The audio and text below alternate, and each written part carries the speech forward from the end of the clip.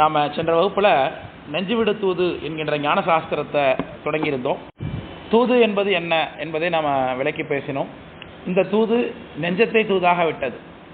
யார் யாருக்கு தூது விடுகிறார்கள்னா, உமாபதி சிவாச்சாரியார் தன்னுடைய குருநாதராகிய மறைஞான சம்பந்த பெருமானுக்கு தன்னுடைய நெஞ்சத்தை தூதாக விடுகின்றார் என்று பார்த்தோம். அப்போ முதல்ல வழக்கம் போல பாயிரம், அதில் இறைவனை துதித்தது, இறைவனுடைய தன்மை என்ன, இறைவன் எப்படிப்பட்டவன், இதையெல்லாம் விளக்குகிறார். அதன்படியில் சென்றதில் நாம் பூமேவும் முந்தி புயல் வண்ணன் பொற்பதும தார்மேவும் மார்பன் சதுமுகத்தோன் தாமேவி பன்றியும் அன்னமுமாய் பாரிடந்தும் வான்பறந்தும் என்றும் அறியா இயல்பினான் அன்றியும் இந்திரனும் வானோரும் ஏனோரும் எப்புவியும் அந்தரவிற்பும் மறிகடலும் அந்திரமும் வேதமும் வேதமுடிவின் விலை விந்துவுடன் நாதமும் காணா நலத்தினன். இதுவரைக்கும் சென்று பார்த்திருந்தோம். அடுத்தது பெருமானுடைய தன்மை என்ன சொல்லும் பொழுது ஓத அறியான் என்று தொடங்கியிருந்தது. அதிலிருந்து நாம் பார்க்க வேண்டும். போத உளவா ஒரு தோழன் தொண்டருளன் என்பது திருவாசகம். நிறைய எடுத்துட்டோம். ஓத உளவான அர்த்தம், உழவுதல் அப்படின்னா என்ன அர்த்தம்? உள அப்படிங்க சொல்லி எது குறிக்குது? உழந்து போதல்னா காஞ்சி போகிறது, இல்லாமல் போகிறது, தேய்ந்து போகிறதுன்னு அர்த்தம். ஓத உளவா ஒரு தோழன் அப்படின்னாரு. இப்போ 4 வருடம் இந்த வகுப்பு 4 வருடமாக நடக்குது. இந்த 4 வருடமாக நம்ம யாரை பற்றி தான் பேசிகிட்டு இருக்கோம்? இப்போ நமக்கு தீர்ந்து போச்சு. அதனால் சாமி பற்றி பேசுறதுக்கு ஒன்றும் இல்லாமல் போயிட்டு தான் என்ன, இந்த வகுப்பு இன்னும் 100 வருஷம் நடந்தாலும் சாமி பற்றி பேசுகிறதுக்கு புதிய விஷயங்கள் கிடைத்து கொண்டு தான் இருக்கும் இல்லையா? அப்போ பெருமானுடைய இன்பத்தை கேட்பதற்கு அந்த கணப்பனார் சரித்திரம் எத்தனை தர சொன்னாலும் இனிக்கி தான் போகுது. சாமியுடைய பெருமைகள் எத்தனை தர சொன்னாலும் அது இனிக்கி தான் போகுது. அப்போ அந்த இனிப்பு எப்பொழுது நமக்கு தீராது. ஓத உளவா அப்படின்னாரு. அதுதான் ஓத அறியான். அப்போ ஓதி முடிக்க முடியாதவன், அரிய காட்சியன், நமது அங்கை சேரி எரியன் என்று சொல்லுகிறார். அடுத்தது எளியான்னு சொன்னார். எளியவன் என்பது யார் எளியவர்? ஒருத்தர் ஒரு பிளாட்ஃபார்மில் கூடியிருக்கார் ஒருத்தர், அவர் நமக்கு அந்த ரோட்டில் போனால் அவரை பார்க்கலாம், அங்கே இருப்பார் அப்படின்னா அவர் எளியவரா? எல்லாரும் ஹெல்ப் பண்ணுவார் அப்படின்னா எளியவராது? ஒருத்தர் ரேர் ரொம்ப ரேர், பார்க்குறதே ரொம்ப கஷ்டமானது, அவருடைய தகுதியை இறங்கி விட்டுட்டு வந்து அப்படிலாம் செய்ய வேண்டிய அவசியமே கிடையாது. அவர் நமக்காக இறங்கி வந்தாருன்னா அவர் நம்ம என்ன சொல்லலாம்? எளியவன் என்று சொல்லலாம் இல்லையா? அதுதான் எளியன், எளியான்னு. நாம் தன்னுடைய அடியவருக்காக அவர் எளியவனாக இருக்கிறார். அதுதான் பெருமானுடைய இறங்கும் நமக்கு அம்பலக்கூத்தன் என்று அப்படின்னு சொல்லி திருவாசகம் சொல்லுகிறது. இப்போ பெருமான் நமக்கு எளியவனாக இருக்கிறான். ஏன்னா அரிய பொருளாக இருந்தாலும் யாருக்கு கனவிலும் தேவருக்கு அறியவன், நனவிலும் எனக்கு அருளினை போற்றி என்று பெருமானை அங்கே நனவிலும் அங்கே நமக்கு எளிதாக வந்து அருள் வழங்குகின்றான். அடியவருக்காக அவர் எத்தனை அற்புதங்கள் நிகழ்த்தியிருக்கிறார் என்று பார்க்கிறோம். மகாசன்னிதானம் நாம் தொடக்க காலத்தில் மகாசன்னியானத்துக்கு கூட இருந்த காலகட்டங்களில் படிமடையாக எல்லாம் போகக்கூடிய காலகட்டங்கள்லாம் ஒரு முறை சித்திரை மாதம் சட்டநாதர் புறப்பாடு சீர்காழியில். சீர்காழி சட்டநாதர்னா கடைசி வெள்ளியில் நடக்கும்னு நினைக்கிறேன். சீர்காழி சித்திரை மாதம் கடைசி வெள்ளியில் சட்டநாதர் புறப்பாடு ஆகும். 10:30 மணிக்கு மேலே தான் புறப்பாடு ஆகும். அப்போது சன்னியானத்தில் வர சொல்லி உத்தரவானது அடியனுக்கு. 10:30 மணிக்கு வீட்டிலேருந்து 10 மணிக்கு தான், இரவு 10 மணிக்கு தான் கிளம்புறோம். அப்போது தம்புரான்கள்லாம், கட்டளை தம்புரான்கள்லாம் வந்து வேனில் ஏறி வராங்க. அப்போ எனக்கு வந்து என்ன உத்தரவு ஆகியிருந்தது அப்படின்னாக்க, அந்த கட்டளை தம்பரான் வரக்கூடிய வேனில் வந்துட சொல்லு அப்படின்னு சொல்லி எனக்கு செய்தி வந்துருந்துச்சு. சரின்னு சொல்லிட்டு அந்த டிரைவர் அவங்க வந்து எல்லாருமே ஒரு மாதிரியே பிஹேவ் பண்ணுவாங்கன்னு வச்சுங்களேன். கல்யாணத்தை தவிர நமக்கு உன்னை வழிய ஒரு உறவு நமக்கு கிடையாதுன்னு நம்ம மடத்துக்கு போனாலும் பழகினாலும் வந்தாலும் கூட அவங்கள தவிர்த்து நமக்கு வேறு யாரையும் தெரியாது, யாரையும் நம்ம ஃபேவராகவும் நினச்சிக்கிறது கிடையாது, யாருக்கிட்டையும் எதுவும் நமக்கு கேட்டுக்கிறதும் கிடையாது, ஆனால் செஞ்சு கொடுக்க எதுவும் கேட்டுக்கிறது கிடையாது. நமக்கு ஒரே டீலிங் அவங்க மட்டும்தான். அவங்க கொடுத்தா வாங்கிக்கிறது, இல்லைன்னா இல்லை அப்படின்னு அமைஞ்சிக்கிறது. இதுதான் நமக்கு அவங்கள்ட்ட நம்ம அனுபவிக்கிறது. அப்போது அந்த மாதிரி சன்னியானத்தில் உத்தரவு பண்ணியிருக்கிறாங்க இந்த வேனில் வரதுக்காகங்கிறது டிரைவர்கிட்ட கேட்கும்போது அவர் என்ன சொன்னார்னா, அது மாதிரி இல்லை, அந்த வேன்லேயே அதிகமாக கூட்டம் இருக்குது, நிறைய பேர் இருக்கிறாங்க, சீட்டு இருக்காது போட்டிருக்கு அப்படின்னு என்கிட்ட இன்ஃபார்ம் பண்ணிட்டாரு. சரின்ட்டு நான் அதோட இருந்துட்டேன். சரி அப்போ நம்ம போவேணாம், ஏன்னா தனிப்பட்ட முறையில் இங்கேருந்து சீர்காழி 10:30 மணிக்கு இங்கேருந்து போய் நான் அங்கேருந்து வண்டியில் திரும்ப அங்கேருந்து வந்து அதெல்லாம் சரியாக இல்லாத வேலை அப்படின்னு சொல்லிட்டு நான் அதோட நான் அமைதியாக இருந்துட்டேன். ஒரு 9:30 மணி இருக்கும். 9:30 மணி இருக்கும்போது சன்னியானத்துடைய பணிவிடை எனக்கு தொடர்பு கொண்டு சன்னியானத்தில் கிளம்பியாச்சான்னு கேட்குது அப்படின்னு என்கிட்ட மெசேஜ் சொன்னாங்க. அப்போ நான் அந்த தகவலை இந்த மாதிரி சொன்னாங்க, அதனால் நான் வரல, தனியாக வரும்படியாக இருக்கும் போல் இருக்குது, சரியாக வராது அப்படின்னு நான் இன்ஃபார்ம் பண்ணிட்டேன். உடனே இவங்க ஆக்சுவலாக 10:30 மணிக்கு இங்கே புறப்படணும். 10:30 மணிக்கு இவங்க 10 மணிக்கு இங்கேருந்து கிளம்பிடணும். சன்னியானம் தனி காரில், அவங்க காரில். இது பின்னாடி வந்து அந்த வேனில் அவங்க முன்னாடியே போக சொல்லிட்டாங்க. அவங்கள 10:45 வேணுமா அவங்கள போக சொல்லிட்டாங்க. ஏன்னா இவங்க போய் தான் இவங்களை ரிசீவ் பண்ணணும். இப்போ அப்படி இருந்துச்சு. அப்போது எனக்கு இது மாதிரி நான் வரலன்னு உடனே சன்னியானத்துக்கு உடனே காலை கட் பண்ணிட்டேன். ஓகே, நான் அதை பற்றி ஒன்றும் ஃபீல் பண்ணல. சரி போகவே இல்லை அப்படின்னு விட்டாச்சு, அவ்வளோதான். உடனே திரும்ப ஃபோன் வந்தது, சன்னியானம் உங்களை உடனே புறப்பட்டு வருது, சன்னியானம் காரில் போகலாமா, உடனே வர சொல்லி அப்படின்னு சொல்லி சொன்னாங்க. சரி அப்படின்னு சொல்லிட்டு நான் சரி அதுக்கு பிறகு என்ன பண்ணுறதுன்னு உடனே நான் கிளம்பி நான் போயிட்டேன். நான் போகும்போது மணி 10:05 கிட்டத்தட்ட இருக்கும். 10:30 மணிக்கு புறப்பாடு பண்ணணும்னு சொன்னால் அது புறப்பாடு ஆகணும். அங்கே இவங்க உட்காந்துருக்காங்க. இல்லை அது வேறு சம்பவம். இவங்க சீட்டில் புறப்பட்டு ரெடியாக உட்காந்துருக்காங்க. நான் இங்கேருந்து போகிற வரைக்கும் அந்த வேனும் கிளம்பல. அந்த வேனு நிலுவையில் தான் இருந்துகிட்டு இருக்கு. இவர் நான் இங்கேருந்து போன உடனே போய் நமஸ்காரம் பண்ண உடனே துருந்து பிடிச்சிட்டு போகலாமா வான்னு சொல்லிட்டு உடனே அவங்க காரில் ஏற்றிட்டு கிளம்பிட்டாங்க. இப்போ நான் அந்த காரில் போய் அவங்களாம் ரிசீவ் பண்ணுற இடத்துல நான் அவங்க கூடவே நான் போய் இறங்கினேன். அது வாழ்நாளில் ஒரு மறக்க முடியாத ஒரு அனுபவம் எனக்கு. அது அவங்க அதை நமக்கு செய்யணும்னு என்ன அவசியம் இருக்குது சொல்லுங்க பாப்போம். அது நமக்கு செய்யணும்னு அவசியம் என்ன இருக்குது. நான் சட்டநாதர் புறப்பாடு பார்த்து சன்னியானம் முன்னாடியே கார்லேயே வந்து வண்டியில் வீட்டுக்கு வந்துட்டேன். வந்தாச்சு. அதனால் எளியவன் என்றால் எனக்கு இதெல்லாம் ஒரு ஞாபகமாக சன்னியானத்துடைய கருணை நமக்கு ஞாபகம் வரும் எப்பொழுதுமே.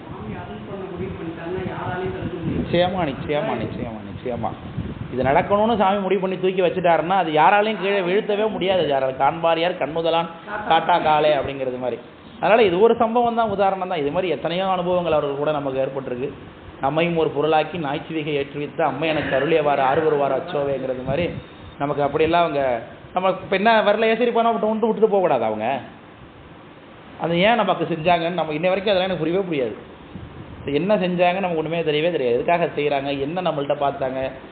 அதனால தான் மணிவாச பெருமானே கேட்குறாரு, எது என்னை பணிகொள்ளுமாறு அது கேட்போம் அப்படின்னு சொல்கிறார்.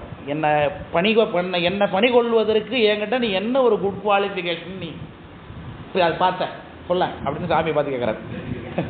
ஏங்க என்ன நீ உன்னுடைய வேலையாக தான் வச்சுக்கிறதுக்கு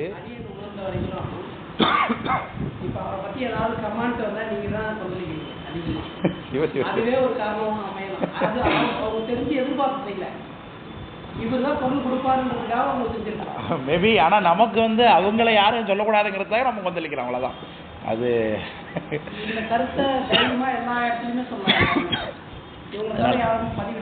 எளியவன். அதனால் எளியவன்னு ஏன் சொல்லுகிறோம்னா அது எனக்கு இது மாதிரியான சம்பவம் எளியவன்னு எனக்கு அதுதான் உடனே இங்கே ஞாபகம் வந்து அன்று இரவு ஒரு மறக்க முடியாத அனுபவம். இன்றைக்கி அந்த காட்சி கண்ணில் ஓடுறது மாதிரி இருக்குது. இவங்களுக்காக அங்கே ஒரு பெரிய பட்டாளமே வெயிட் பண்ணுது. இவங்க சட்நாதர் புறப்பாடு சாமி அலங்காரம் பண்ணி ரெடி பண்ணிருக்காங்க. இவங்க போய் இறங்கினோடனே சட்நாதர் உடனே இறங்கி ஊர்வலமாக வராரு. இப்போ அவர் சாமி வந்து இவருக்காக வெயிட் பண்ணிட்டு இருக்காரு. இப்போ சன்னியானத்துக்காக உட்காந்து இது நான் வெளியில் சொல்கிறதா, இதில் என்ன நமக்கு பெருமை இருக்குது, இதெல்லாம் எனக்கு ஒன்றுமே தெரியவே இல்லை. ஆனால் அந்த அனுபவம் நடந்தது உண்மை. அது மறக்க முடியாத ஒரு அனுபவம். நமக்கு ஏன் செஞ்சாங்க தெரியாது. அந்த இடத்துல இருந்தது சுவாமி கருணை செய்கிறார். எளியவன் தன்னுடைய அடியவருக்கு எளியவராக இருக்கிறார் இறைவன் அப்படிங்கிறது தான். அதனால தான் பன்றி குட்டிகளுக்கு ஒரு வந்து பால் கொடுக்குறார். ஒரு அம்மா மாசமாக இருக்கிறாங்க. இந்தாண்ட கரையில், காவேரி கரையில், திருச்சிராப்பள்ளியில் இந்தாண்ட கரையில் இருக்கிறாங்க. அப்போ அந்த பக்கத்தில் அம்மா வரணும், கரையை கடந்து வர வேண்டியவங்களாக இருக்கிறாங்க. இரவெல்லாம் உடனே ஆளை காணணும். உடனே இவங்க தாய்மான சுவாமியை நினச்சி வழிபாடு செய்கிறாங்க. சுவாமி நினச்சி உடனே அவங்க அம்மா வந்துட்டான். எப்படிம்மா மழையாக இருக்கே காற்றா இருக்கே எப்படிமா வந்தோடனே அதை வந்தாச்சு அவ்வளோதான் அப்படின்ட்டு. அவ்வளோதான். உடனே டெலிவரி ஆகுது. நைட்டில் டெலிவரி பார்க்குறா. இவ டெலிவரி பார்த்து உடனே நடகாய லேகியம் தயார் பண்ணுறான். இரவே இந்த பிள்ளைக்காக, நான் அந்த பொண்ணுக்காக நடகாய லேகியெல்லாம் தயார் பண்ணி காலையில் அந்த எல்லாம் நஞ்சு கிஞ்சி எல்லாத்தையும் கொண்டு போய் புதைச்சி விட்டு குழந்தையெல்லாம் குளிப்பாட்டி இவளையும் குளிப்பாட்டி எல்லாம் சரி பண்ணி துணியெல்லாம் கிடச்சிட்டு அதுக்கு பிறகு லேகியம் தயார் பண்ணி கொடுத்துட்டு பொழுது விடிஞ்சோடனே அசதியில் தூங்கும்போது எழுந்திரிச்சு பார்த்தா தான் அம்மா வரா. உண்மையாகவே அப்போ தான் பெத்த தாய் அப்போ தான் வருகிறா. அப்போது வந்தோடனே எப்படிமா நீ நைட்லாம் இருந்த, நைட்டில் இந்த மாதிரி நீ படாதப்படப்பட்டிருப்பிய, டெலிவரியாக இருக்கே, தனியாக இருந்திருக்கே பிரசவத்தில்ன்றான். என்னம்மா சொல்கிற, நீ தானம்மா வந்து எனக்கு பிரசவம் பார்த்தேன் அப்படின்னு நான் அதிர்ச்சியில் பார்த்தா, நான் வரவே இல்லைம்மா, இப்போ தான் மழை கொஞ்சம் தானே கரையில் காவிரியை கடந்து வரேங்கிறான். அப்போ தான் வந்தது தாய்மான சுவாமினே தெரிகிறது. வந்தவர் ஏதோ அவர் மேலே இருந்து அனுகிரகம் பண்ணிவிட்டு நல்லா புள்ள பிறக்கட்டும் அப்படின்ட்டு விட்டா பிறக்காதா பிள்ளைப்பா சொல்லுங்க பாப்பா. நல்லா ஒரு ஏதோ ஒரு இன்னொரு பக்கத்தில் உள்ள ஒரு ஆளை கொண்டு வந்து ஒரு ஒரு பக்கத்து உள்ள ஆளை கொண்டு வந்து ஹெல்ப்புக்கு வைக்க முடியாதா? எல்லாம் செய்யலாம். அதனால அவரோட சும்மா இருக்க முடியாது. அடியவர்களுக்கு அவர் என்ன பண்ணுவார், தன்னுடைய தாயாகவே மாறி வந்து எப்படி ஒருத்தி பிரசவம் பார்ப்பாடோ அத்தனை வேலையும் பார்க்குறாரு சாமி. அத்தனை வேலையும் பார்த்து என்ன எனக்கு சிறப்பான நடகாய லேகியம் தயார் பண்ணுறாருங்க. இரவுல உட்காந்து நடகாய லேகியம், நடகாய லேகியம் தெரியாது அவங்களுக்குலாம்? பிரசவம் ஆகிற பிள்ளை பிரசவம் ஆகிற இல்லை இல்லை லேகியம், பிரசவ லேகியம்னு சொல்றது நம்ம மயிலாடுதுறை வட்டாரத்தில் அது கிடைக்காது, நாட்டு மருந்து கடைகள்லாம் கிடைக்காது. நடகாய லேகியம்னு சொல்லுவாங்க. அது எல்லாமே தயார் பண்ணி அது கடையில் விற்கும். பழங்காலத்துலலாம் வீட்டிலே தயார் பண்ணி கொடுப்பாங்க. எதற்காகனா டெலிவரி ஆகிறது ஆன உடனே உள்ளே இருக்கக்கூடிய கழிவுகள்லாம் சுத்தமாக வெளியேறணும், சுத்தமாக எல்லாம் கர்ப்பப்பை க்ளீன் ஆகி வெளியில் வரணுங்கிறதுக்காக, இடுப்பு எலும்பு பலப்படணுங்கிறதுக்காக, பெண்ணுக்காக அந்த சுகப்பிரசவம் ஆனவங்களுக்கு கொடுக்கறது அது அந்த காலத்தில் வச்சுருந்தாங்க. அந்த லேகியத்தை சாமி தயார் பண்ணுறார், தாயா வந்து தயார் பண்ணி அதை கொடுக்குறாருன்னு பார்க்குறோம். அப்படி அந்த வருஷம் இன்னும் நடக்குது. இந்த மருந்து தயார் பண்ணுற வருஷம் எல்லாமே சாமிக்கு அந்த இதில் சித்திரை மாதம் தான் இப்போ தான் நடந்துக்கிட்டு இருக்குன்னு நினைக்கிறேன். திருச்சிராப்பள்ளியில் வருஷம் நடக்குது. அது மாதிரி அடியவருக்கு எளியவன். எந்த வகையில் எளியவன்னா யாராலையும் புரிந்து கொள்ள முடியாது. மனதுக்குள்ள நினைக்கிறத கூட புரிந்து கொள்கிறார். நம்மையும் ஒரு பொருளாக கொண்டோ அருள் செய்தான் அப்படின்னு பூசலார் நாயனார். எனக்கு கோயில் கட்டினது அவருக்கு தவிர வேறு யாருக்குமே தெரியாது. இப்போ ராஜா வந்து நின்றுட்டு இருக்கார். சடைமுடியாருக்கு நீர் எடுத்த ஆலயம் தான் யாது அப்படின்னு கேட்குறாரு. வந்து நீ ஏதோ கோயில் கட்டினீங்களாமே எங்கன்னு சாமி ராஜா விட்டு கேட்க வைக்கிறார். அது எப்படி வெளிப்படுத்துகிறார் பாருங்க. தன்னுடைய அடியவருக்கு மனசுக்குள்ள நினைத்து கொண்டிருப்பதை உலகத்தில் உள்ளவங்க அறிய வேணும் என்று நினைக்கிறார். பல காலமாக ஓடி வந்து பல காலமாக தன்னை ஒருத்தவங்க டச் பண்ணிக்காமல் இருக்கிறாங்க நீலகண்ட நாயனார் வீட்டில். அது யாருக்குமே தெரியாமலே அவங்க வாழ்க்கை முடியக்கூடாதுன்னு சாமி நினைக்கிறார். சாமி வந்து மறை ஓலமிட்டு அழைக்கும் ஐயன்னு சொல்லுகிறது புராணம். வேதம் ஓலம் ஓலம் என்று ஓடினும் உணராய் காண்கிறார். இதில் திருவாசகத்தில் ஓலம் ஓலம் என்று உடலினும் உணராய்க்கான்னு சொன்னார். அந்த ஓலம் ஓலம்னு சொன்னதாகிய அந்த பெருமானார் அந்த வேதம் எது ஓலமிடினும் உணராய்க்கான் அப்படின்னு பாடுகிறார். அத மறை ஓலிட்டு அழைக்கும் ஐயன் அப்படின்னு சொல்லுகிறது பெரிய புராணம். வேதம் ஓலம் ஓலம் என்று அழைத்த பெருமானார் இவர் வந்து சொல்லுகிறார், ஏற்பகை முனிவா ஓலம் அப்படின்னு கூப்பிட்றாரு. இவர் போய் நின்றுக்கிட்டு ஏற்பகை நாயனாரை திரும்பி வைக்க இவராலே முடியல. ஏற்பகை நாயனார் திரும்பி பார்க்கணும். ஏன் மனைவி அழைச்சிட்டு போறாரு, அழைச்சிட்டு போனால் அட்லீஸ்ட் ஒரு பாசத்தினால திரும்பியாவது பார்க்கலாமா, என்ன அப்படி பார்க்கல. இப்போ எப்படி திரும்ப வைக்கிறது இவருக்கே தெரில, இப்போ சாமிக்கு தெரில. உடனே சாமி என்ன கூப்பிட்றாரு, ஏற்பகை முனிவா ஓலம் ஈண்டு நீ வருவாய் ஓலம் செயற்கரும் செயல்கள் செய்த தீரனே ஓலம் கூப்பிட்றாரு. உன்ன மாதிரி ஒரு வேலை எவனாலையும் செய்ய முடியாது உலகத்தில். என்ன செயற்கரும் செயல்கள் செய்த தீரனே ஓலம் அயற்பிலாத ஆணை ஓலம் அன்பனே ஓலம் ஓலம்னு 2 தடவை கூப்பிட்றாரு. அன்பனே ஓலம் ஓலம்னு கூப்பிட்றாரு. அப்படி ஒரு எளியவனாக அடியவருக்காக வந்து சாமி நின்று கொண்டு தன்னை ஒரு எளியவனாக தன்னை நினைய தருவான் தான் அப்படின்னு. அது நாயன்மாரோட சரித்திரத்தில் தான் அவர் எப்படி எளியவராக இருக்கிறாருன்னு பல சரித்திரங்களில் நமக்கு தெரிகிறது. திருவிளையாடல் புராணங்களில் நாம் பார்க்குறோம். ஒரு அடியவர் அவர் வந்து கோயில் சரித்திரத்தில் கோயிலில் பாட்டு பாடுறார். ஒரு பெரிய ஹேமநாத பாகவதன் அப்படின்னு சொல்லக்கூடிய பாகவதன் நாட்டையே உனக்கு என் பாட்டுக்கு உங்களுக்கு பரிசு கொடுக்குறேன் அப்படின்னு ராஜா சொல்கிறான். உடனே அந்த பாகவதன் சொல்கிறான், உன்னுடைய பரிசுலாம் எனக்கு தேவையில்லை, என்னுடைய பாட்டுக்கு எதிர்பார்த்து பாடக்கூடிய ஒரு ஆள் உன் நாட்டில் இருந்தான்னா என்னை பாட சொல்லி ஜெயிக்க சொல்லு, அப்படி இல்லைன்னா உன் பாண்டி நாடு எனக்கு அடிமைன்னு எழுதி கொடு அப்படின்னு கேட்குறான். உனக்கு இவ்வளவு திமிரா, எங்கள் நாட்டில் அப்படி என்ன இசைக்கு குறைச்சலா அப்படின்னு சொல்லி எல்லா இசை உள்ளவர்களையும் கூப்பிட்டு பாட சொன்னால் ஒரு பயலும் வர மாட்டான் பாடுறதுக்கு, யாருமே வரல. அப்போ இவரே ராஜாவும் ஒரு கிடைச்சல ஒரு இழுச்சவா யார் கிடைச்சான்னு பார்த்து இந்த கோயிலில் பாடுறாரே பானபத்திரர் அவரை கொண்டு வந்து நாளைக்கு பாட சொல்லுங்கடான்னு விட்டான். அவன் பாடலைன்னா அவர் சிரசேதம் பண்ணுங்கன்ட்டான். இப்போ அவர் என்ன பாடுவார், வாதத்தில் போய் ஜெயிக்கணும். அவன் சங்கீத வல்லமை உடையவன் ஹேமநாத பாகவன். அவனுக்காக இவரு விறகு தூக்கியா போகிறார். விறகு வெட்டி விறகு கையில் வைத்து கொண்டு, அதே திருவிளையாடல் புராணத்தில் எந்த விறவை எடுத்தால் எப்படி எரியும்னு சொல்கிறார். இது எம்மோ நேரம் எரியும், இதில் என்ன சமைக்கலாம், இந்த விறவுடைய மகிமை என்ன, இது எந்த காட்டில் வெட்டணும், இதெல்லாம் சொல்லிக்கிட்டு வர்றார். இதெல்லாம் சொல்லிக்கொண்டு அந்த ஹேமநாத பாகவதனுடைய முற்றத்தில் சென்று சாமி ஒரு அற்புதமான அமுதகானம் பாடுகிறாருன்னு பார்க்குறோம். அவன் ஓடி வந்து யார்கிட்டப்பா நீ பாட்டு கற்றுக்கிட்டேன்னு, நான் ஒன்றும் கற்றுக்கல, ஹேமநாதர் பாடுவாதை நான் ஒட்டு கேட்பேன், எங்கள் அம்மா கொண்டு சேர்த்து விட்டாங்க, நான் வந்து படிக்கல, அதனால் எனக்கு பாடங்கள் படிக்க திறமை இல்லைன்னு விரட்டி விட்டுட்டாரு, அதனால் நான் சும்மா அவர் பாடினதை அப்பப்போ சும்மா எடுத்து விடுவேன் அப்படின்னு சொன்னோன்னே, ஓ அவர்கிட்ட சும்மா பாடம் வராதவனே எப்படி பாடுறானாக்க அப்போ கேவலாதர் பாகவதர் எப்படி பாடுறாரு அப்படின்னா அந்த திருவிழா படத்தில் ரொம்ப அற்புதமாக சீனை காமிச்சிருப்பாங்க. இவரெல்லாம் ஓடி போய் அந்த சீட்டை நான் வந்து அடிமைன்னு எழுதி கொடுத்து சீட்டை எடுத்து கொடுத்துருவாரு. உடனே சிவாஜி கணேசன் எடுத்துகிட்டு ஓடி போய் கேமலாத பாகவதர்கிட்ட கொடுப்பார். இந்த படத்தில் இல்லை யாருப்பா நீ என்ன சொன்ன, அவர் ஓடிட்டாருங்க அவர் இல்லை அப்படின்னு சொல்லுவார். சாமி நீ எப்படி போனார் என்னன்னு தெரியவே இல்லையே, இல்லை நான் நீங்கள் டெய்லிக்கும் பாடுறீங்களே அந்த பாட்டை வந்து நான் ஒன்று எடுத்து விட்டேன், எங்கப்பா நான் பாடினேன், என்ன பாட்டு பாடினேன், நீ தான் தினைக்கும் எனக்கு முன்னாடி பாடிக்கிட்டே இருக்கீங்களேங்கிறார். நீ தினைக்கும் எனக்கு முன்னாடி பாடிக்கிட்டே இருக்கீங்களே அதில் ஒரு பாட்டை எடுத்து விட்டாங்கிறார்.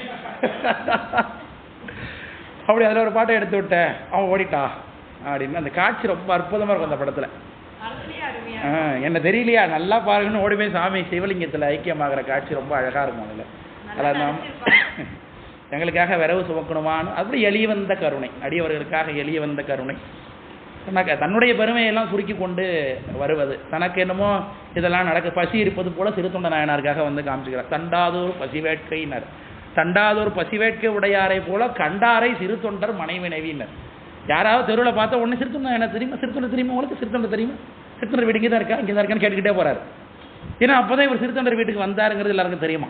அதற்காக ஓடி போய் கண்டாரை சிறு தொண்டர் மனைவி, யார் எதுக்கு வந்தாலும் இங்கே ஒருத்தரை பார்த்து அங்கேயே ஒருத்தர் போய் கேட்கறது, அங்கே ஒருத்தர் கேட்டால் அங்கே ஒருத்தர் கேட்கறது, போய் சிறு தொண்டர் மனைவி அப்போ ஓடி போய் வாசலில் போய் இவர் இறக்குறார் சாமி அவருடைய சன்னதியில் போய் சென்று. ஆமாம் நல்லாவா தெரியும். அதனால் தொண்டனாருக்கு என்னாலும் சோரளிக்கும் திருத்தொண்டர் மனையில் உண்டோ அப்படின்னு வாசலில் போய் நின்று கொண்டு தன்னுடைய எளிய கோலம், அவருக்கு நைவேத்தியம் பண்ணுறதுக்கு எத்தனையோ கோயில்கள் அண்டாண்டாவோ கொண்டுறான் கொண்டு போய் இவர் வாசலில் போய் எனக்கு சோறளிக்கிறவங்க யாராவது இங்கே இருக்கிறாங்களான்னு இவர் போய் நின்று கொண்டு வாசலில் கேட்குறாரு அப்படின்னு பார்க்குறோம். அங்கேருந்து முடியாது அவங்க ரெண்டு பேரும் வந்தணைந்த மாதவரே யாம் என்று சந்தனமாம் தாதியார் உடையாந்து கேட்குறாங்க அப்படின்னு புராணம் அற்புதமாக இருக்கும். அதில் அப்படிலாம் எளியவர்கள் எதை உதாரணம் காட்டுறதுன்னே தெரியல, அவ்வளவு நம்ம சரித்திரம் சாமி நமக்கு திருவிழாடல் காமிச்சிருக்கிறார், திருவிழாடல் செய்திருக்கிறார். அதான் எளியவன் அளவிறந்து நின்ற பெரியான். ஸோ அப்போ ஒவ்வொரு தடவையும் நமக்காக சாமி வந்துட்டாரே அப்படிங்கிறதுனால ஏதோ அளவு சாமி ஏதோ சின்னவன் போல் இருக்கு அப்படின்னு அவங்க நினைக்கவில்லை. இவங்க எல்லாரும் அவருடைய காட்சியை காட்டும் பொழுது இவங்கெல்லாம் மயங்கி நின்று பார்க்கிறார்கள். அளவிறந்து நின்ற பெரியவன், திருமாலால் தேட முடியாத, திருமாலுக்கு கிடைக்காத சுவாமி, அளவிறந்து நின்ற பெரியவன், பிரம்மாவுக்கு தேடி கிடைக்க முடியாத சுவாமி, அவர் தான் வந்து அடியவருக்கு தன்னை எளிமையாக வந்து காட்டி கொண்டிருக்கிறார். அடியவருக்காக வந்து முதுகுல அடி வாங்குறார், பெரம்படி படுகிறார். வந்து எத்தனை சரித்திரம், எத்தனை எளிமையை காண்பிக்கிறார் அதை பார்க்கிறோம். அப்போ பெரியான் சிறியான், அதை தான் பெரியவனாகவும் இருக்கிறான், நுண்மையனாகவும் இருக்கிறான், சிறியவனாக இருக்கிறான்னு கேட்டுக்கிறார். பெண் பாகன், இது தன்னுடைய தன்மை இந்த உலகம் முழுக்கும் இருக்கு என்பதை காட்டுவது. அப்பர் சாமி கைலாசத்துக்கு போறாரு. கைலாயம் எங்கேயோ இருக்கு போல் இருக்குன்னு நினைச்சுக்கொண்டு கைலாயம் தேடி போறாரு. வரல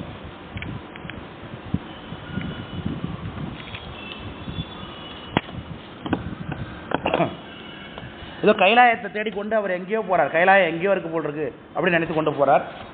ஆனா கைலாயம் எங்கேயும் இல்லை, நாம இருக்கிற இடத்துல தான் இருக்கு என்பதை புரிய வைப்பதற்காக அவர் நவங்கு நாவினுக்கு அரசனே இவ்வாவியில் மூழ்கி பழுதில் சிறு திருவையாற்றில் கான் என பணித்தார் அப்படின்றது. உடனே அங்கே இருக்கிற ஒரு குளத்துல சாமி மூழ்குறாரு, அப்பர் சாமி மூழ்குறாங்க.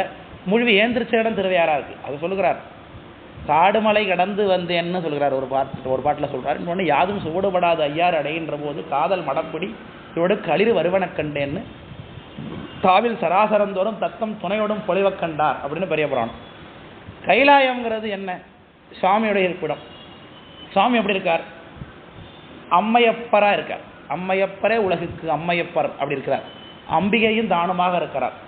இது எங்கேயும் எல்லா உயிரிலையும் இருக்கு. உலகத்தில் உள்ள பொம்பளை பூரா அம்பாள் தான், உலகத்தில் உள்ள ஆம்பளை பூரா சிவம் தான். இந்த அற்புதமான கொள்கையை காட்டுகிறது தான் கைலாயம். அதனால தான் ஒவ்வொரு உயிரினங்களும் துணையோடு வருவது. கோழி படையடும் கூடி குளிர்ந்து வருவன கண்டேன், இடிகுரல் அன்னதோர் ஏனம் இசைந்து வருவன கண்டேன்.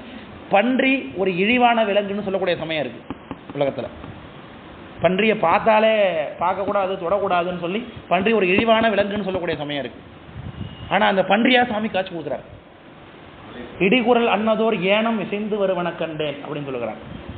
அப்படி ஒவ்வொரு உயிரினத்துக்குள்ளும் தான் இருக்கிறேன் என்பதை அவர்கள் சாமியை காட்டுகிறார். அதுதான் பெண் பாகன். தானுமாக சாமியும் அம்பாளும் தானுமாக எல்லாவற்றிலும் இருக்கிறார். பன்றியாகவே ஒரு வாராரே, பன்றி குட்டிக்கு பால் கொடுக்குறாரு ஓடி வந்து.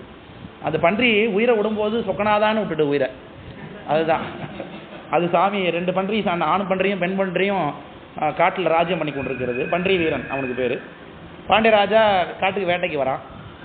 வேட்டைக்கு வரும்பொழுது சண்டை நடக்குது. இந்த பன்றி எல்லா வீரனங்களும் ஓடிப்படுது. பன்றி வீரன் மட்டும் எழுத்து நின்று சண்டை போடுறான் அந்த ராஜா கிட்ட. ராஜா தோற்று போகிற அளவுக்கு சண்டை போடுது பன்றி. அஸ்திர சஸ்திரங்கள்லாம் தோற்று போகுது அவங்ககிட்ட.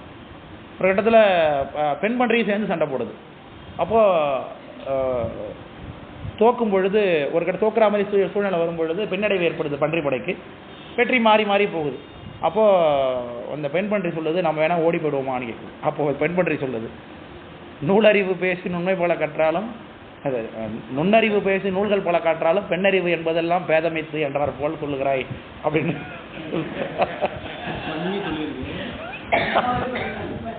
அப்படின்னு சொல்லி அந்த இடத்துல சொல்லுவார். அது எங்கள் வீட்டில் எப்போது சொல்லி சொல்லி எங்கள் தங்கச்சி இரிட்டேட் பண்ணிகிட்டே இருப்பலாம். தங்கச்சி கொஞ்சம் பிரேவாக இருக்கும் எப்பொழுதும். அந்த ஒரு ஸ்போர்ட்டிவாக இருக்கிற ஆள். எங்கள் பெண்களால் சாதிக்க முடியாது அப்படி இப்படிலாம் சொல்லிகிட்டு இருக்கும். அதை இரிட்டேட் பண்ணுங்கிறதுக்காக இந்த பாட்டை போய் சொல்லிகிட்டே இருப்போம்னா, பெண்ணறிவு என்பதெல்லாம் பேதமைத்துன்னு. இது என்ன ஏன் சொல்லுகிறார்கள்? அப்படி ஒன்றும் இல்லை. பெண் என்னவள் தன்னுடைய பாதுகாப்பை முன்னிறுத்திக் கொள்வாள். எப்பொழுதும் தனக்கு வாழ்க்கை சுகமாக இருக்க வேண்டும் என்பதை முன்னிறுத்திக் கொள்வாள். அதனால் அவை தியாகம் பண்ணுவாள். யாருக்காக? தன் கணவனுக்காகவும் தன் குழந்தைகளுக்காக குடும்பத்துக்காகவும் தியாகம் பண்ணுவாளை தவிர்த்து இந்த குடும்பத்தை யாருக்காகவும் தியாகம் பண்ண முன்வர மாட்டாள் பெண். விளக்கம் புரியுதுங்களா? ஸோ அதனால் அவள் அது நோக்கி மட்டும்தான் சிந்தனை இருக்கும். அதனால் அந்த வெளி உலக தியாகம் புற விஷயங்களில் இருக்காதனால அப்படி இந்த வீரம் வெளிப்படாமல் போயிடுமேன்னு சொல்லி அப்படி சொல்லுகிறது பண்ணுறது. இதுதான் காரணம். பெண்ணறிவுனா பெண்களுக்கு பரிவு இல்லைன்னு அர்த்தம்லாம் கிடையாது. அவருடைய தியாக உணர்வுங்கிறது வெளிநோக்கி இருக்காது, உள்சிந்தனை முகமாக தான் இருக்கும். விளக்கம் புரியுதுங்களா? ஸோ அதனால் அப்படி சொல்லுகிறார்கள். உடனே அந்த பன்றி செத்து போயிடும், ஆண் பன்றி செத்து போயிடும். உடனே பெண் பன்றி நம்ம கணவர் விட்டு சென்ற அந்த பணியை நாம் செய்ய வேண்டும் அப்படின்னு சொல்லி அதுவும் 2 சண்டை போட்டு பழைய குலைக்கும். அதுக்கு பிறகு உலக்க என்மோ ஏவி அந்த பன்றியை அவன் கொண்டுடுவான், பெண் பன்றியை கொள்வான். அப்போ தான் சாமியை நினைத்து அது உயிரோடு என் குட்டிகள்லாம் இப்படி என்னை எதிர்பார்த்துருக்குமே, பசிக்காக அழுவுமே, பால் குடிக்க அழுவுமே சாமின்னு நினச்சிட்டு சாமியை நினைத்து விழுந்த உடனே இவர் உடனே பெண் பன்றியாக மாறி ஓடுறாரு. ஓடி சென்று அந்த குட்டிகள்லாம் தூக்கி வச்சுட்டு பால் கொடுக்குறாருன்னு அந்த பன்றி குட்டிக்கு பால் சுரந்த படலம்னு அது திருவிளையாடல் புராணத்தில் இருக்குது. அப்படி பெண்பாகனாக இருக்கிறார். தெரியா அருவான் உருவான், இதெல்லாம் நமக்கு தெரிஞ்ச விஷயம்தான். சாமியோட தன்மை பரசிவமாக இருக்கும் பொழுது யாருக்கும் தெரியாததாக இருக்குது. அவர் திரும்ப ஒரு படிநிலையில் தடஸ்த கோலமாக இறங்கி வரும் பொழுது உருவமாக இருக்கிறார். இப்போ உருவமாக வந்துட்டுதே, அப்போ இதுதான் ஸ்டேட்டஸ்னால் இல்லை, அருவமும் இல்லை உருவமும் இல்லை, அருவுருவம் அதுவும் அவருக்கு இருக்குது. இதுதான் என்னென்னு சொல்லுவோம், லயம் போகம் அதிகாரம் என்று இதை சொல்லுவோம். அதான் சொல்லுகிறார். அருவுருவமும் அல்லான், இது இல்லாமலும் அவர் இருப்பார். மரியான்னா அவருக்கு மரணம் கிடையாது இல்லையா? மரணம் என்பது சிவபெருமானுக்கு எங்கேயும் கிடையாது. ஏன்னா அவருக்கு பிறப்பும் கிடையாது. சிவபெருமான் செத்து போனார் அப்படின்னு எங்கேயாவது ஒரு இடத்துல புராணத்தில் எந்த புராணத்திலும் இருக்காது. சிவபெருமான் பிறந்தார் அப்படின்னு எந்த புராணத்திலும் இருக்காது. ஆனால் மற்ற தேவர்கள் எல்லாரும் பிறக்கிறார்கள் இறக்கிறார்கள். ஏனைய தேவர்கள் மேல் வினையும் செய்யும், பிறக்கும் இறக்கும்னு சித்தியார் இருக்குது. திருமால் பார்த்தீங்கன்னா ஒவ்வொரு பிறவி எடுக்கும் பொழுது அவர் மரணமும் அடைகின்றார். அது நம்ம பார்க்குறோம். இது பிரம்மாவுக்கு மரணம் இருக்குது. பிரம்மாவும் செத்து போகிற காலம் உண்டு. பிரம்ம மயானங்களே இருக்குது, நம்ம பார்க்குறோம். மயானஸ்தலம் அது பிரம்மா மரித்து அவனை சம்ஸ்காரம் பண்ண இடம் தான் மயானம்னே பேர். திருக்கடவுர் மயானம் அப்படின்லாம் இருக்குல்ல அதெல்லாம். ஆனால் சுவாமி மரியான் ஒரு படம் இருக்குல்ல, அப்படின்னு என்ன அர்த்தம்? கச்சி மயானம், காசி மயானம், கடவுர் மயானம், காளி மயானம். Very good. உங்கள் ஊரை விட்டு கொடுக்க மாட்டீங்களா? கருத்து காளி மயானம் இருக்கா? அப்போ இருக்கா? காளி மயானம் கோயில் இருக்கா? கடவுர் மயானம் தான் இருக்குது போல். காளியில் மயானம் இருக்கா? அப்போ மயான கோயில், மயான தலமாக கோயில் எதாவது இருக்கா? இல்லை, முனையப்பர் கோயில் தான் இருக்கு. எதுவும் இல்லை, திருக்காயில் கிடையாது.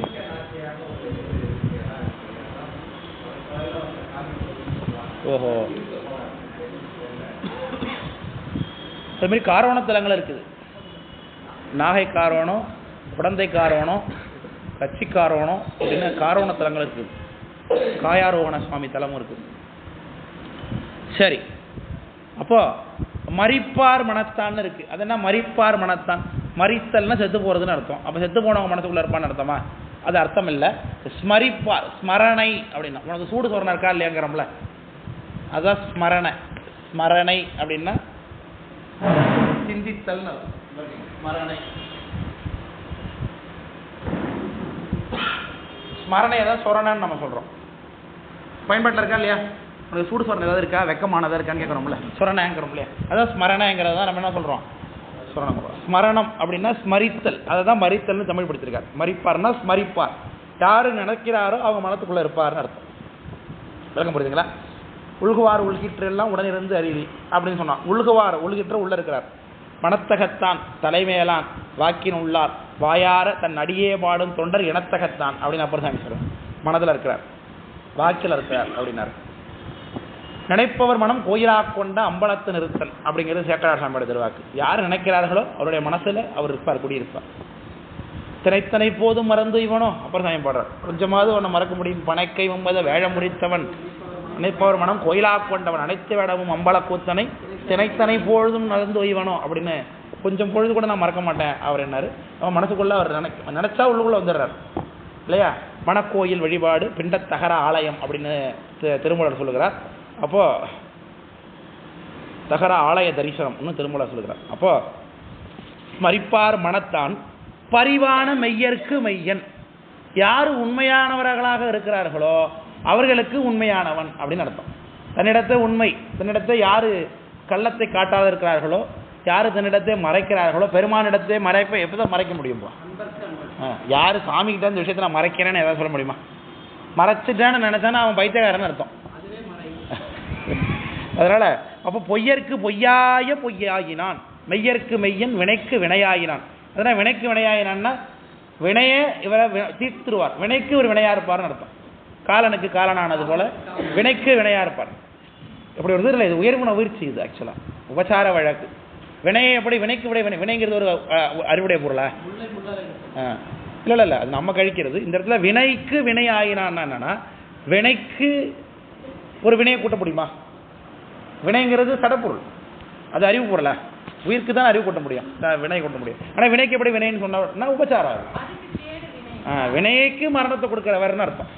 வினையை நம்ம கிட்ட இருந்துக்கிறார். வல்வினையை சுட்டுனார்ல, மாயை தனை உதறி வல்வினையை சுட்டு அப்படின்னு என்ன சிவபிரகாசமா? உண்மை விளக்கம். அப்போ வினைக்கு வினையாயினான் பொய்யற்கு பொய்யாய பொய்யாயினான்.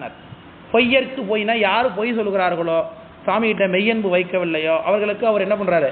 பொய்யாய பொய்யாயினான். பொய்யாக தோன்றக்கூடிய பொய்யாகவே இருக்கிறான் என்று அர்த்தம்.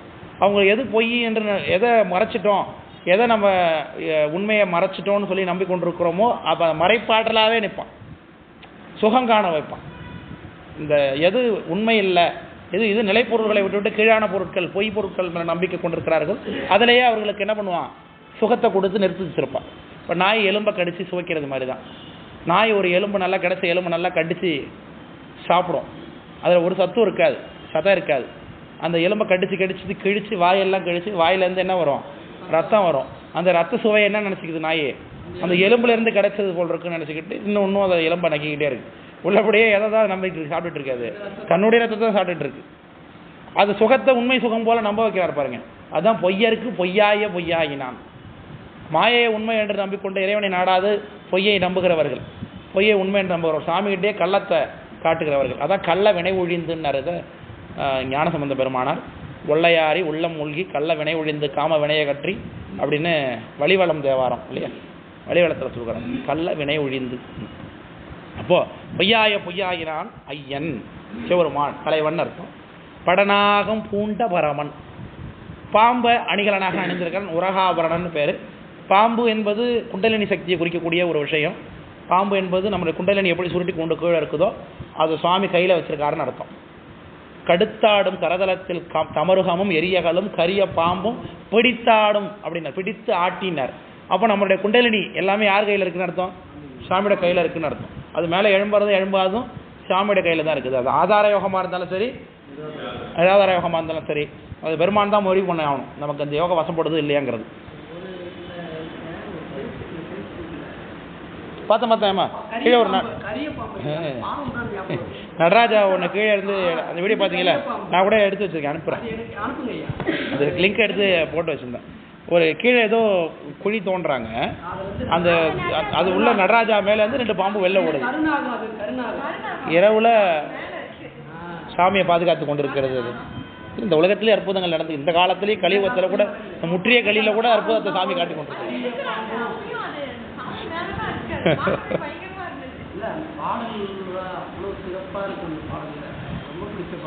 முற்றிய கலியில கூட சுவாமி அற்புதங்களை காட்டி கொண்டு தான் இருக்கிறார். எந்தோ ஏத்தாது எம்பிரான் மன்று அப்படின்னு கேட்கிறார் குமரகுருபரர். நீரில் குமிழி வாழ்க்கை, நீரில் சுருட்டு நெடுந்திரைகள் நிறை செல்வம் அப்படின்னு சொல்லி நல்ல பாட்டு அது. எம்பிரான் வாழ்த்தாது என்ன எம்பிரான் மன்று அப்படின்னு, இந்த உலகம் நித்தியம் எண்ணிக்கொண்டு வாழ்கிறீர்களே அப்படின்னு சொல்லி ஒரு பாட்டு, அற்புதமான பாட்டது. சிதம்பர செய்யுள் கோவைன்னு நினைக்கிறார்.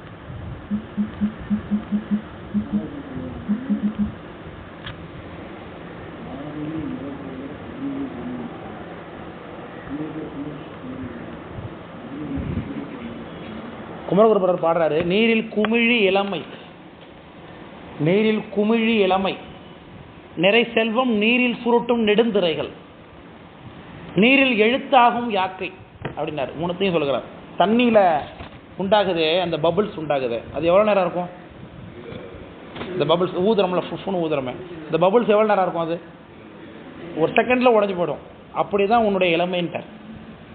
உன்னுடைய இளமைங்கிறது என்னது? நீரில் குமிழி. இந்த இளமையை வைத்து கொண்டு என்ன சாதிக்க போகிற? என்ன சாதிச்சிருக்க? இது வரைக்கும் தான் சாதிச்ச, இது என்ன சாதிக்க போகிற? நீரில் குமிழி இளமை எல்லாரும் பார்த்து கொண்டிருக்கிறோம். இப்போ பழுத்த மட்டையை பார்த்து குருத்து மட்டை பழிச்சதுன்னு பழமொழி சொல்லுவாங்க. அந்த குருத்து மட்டை என்னைக்கா இருந்தாலும் ஒரு நாள் என்ன தான் ஆகும்? அது பழுத்த மட்டையாக ஆகாதான் போகுது.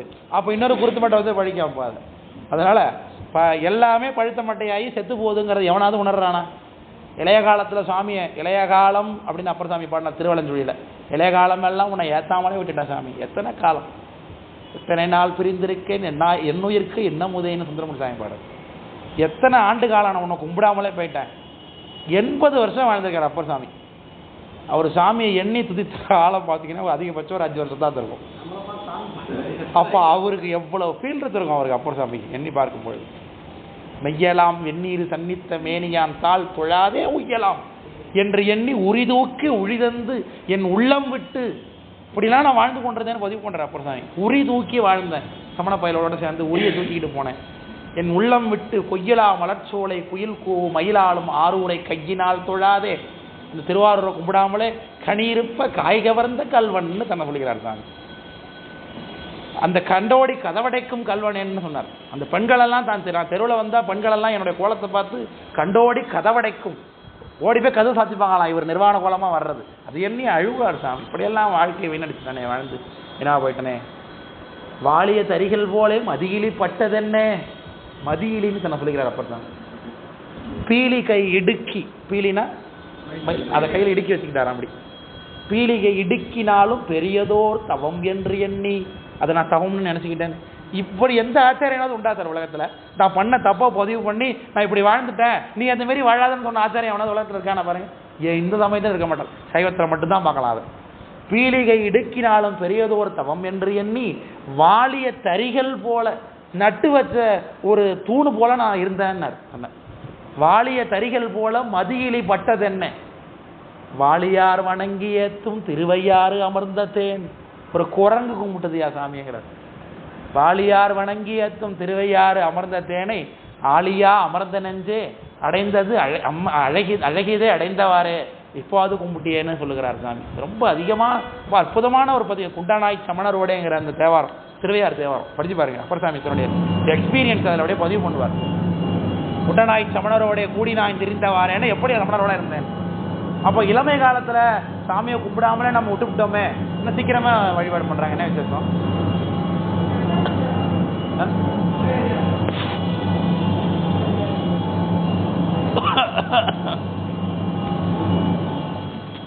அப்படி இளமையை ரொம்ப சாதாரணமாக சொல்கிறார்.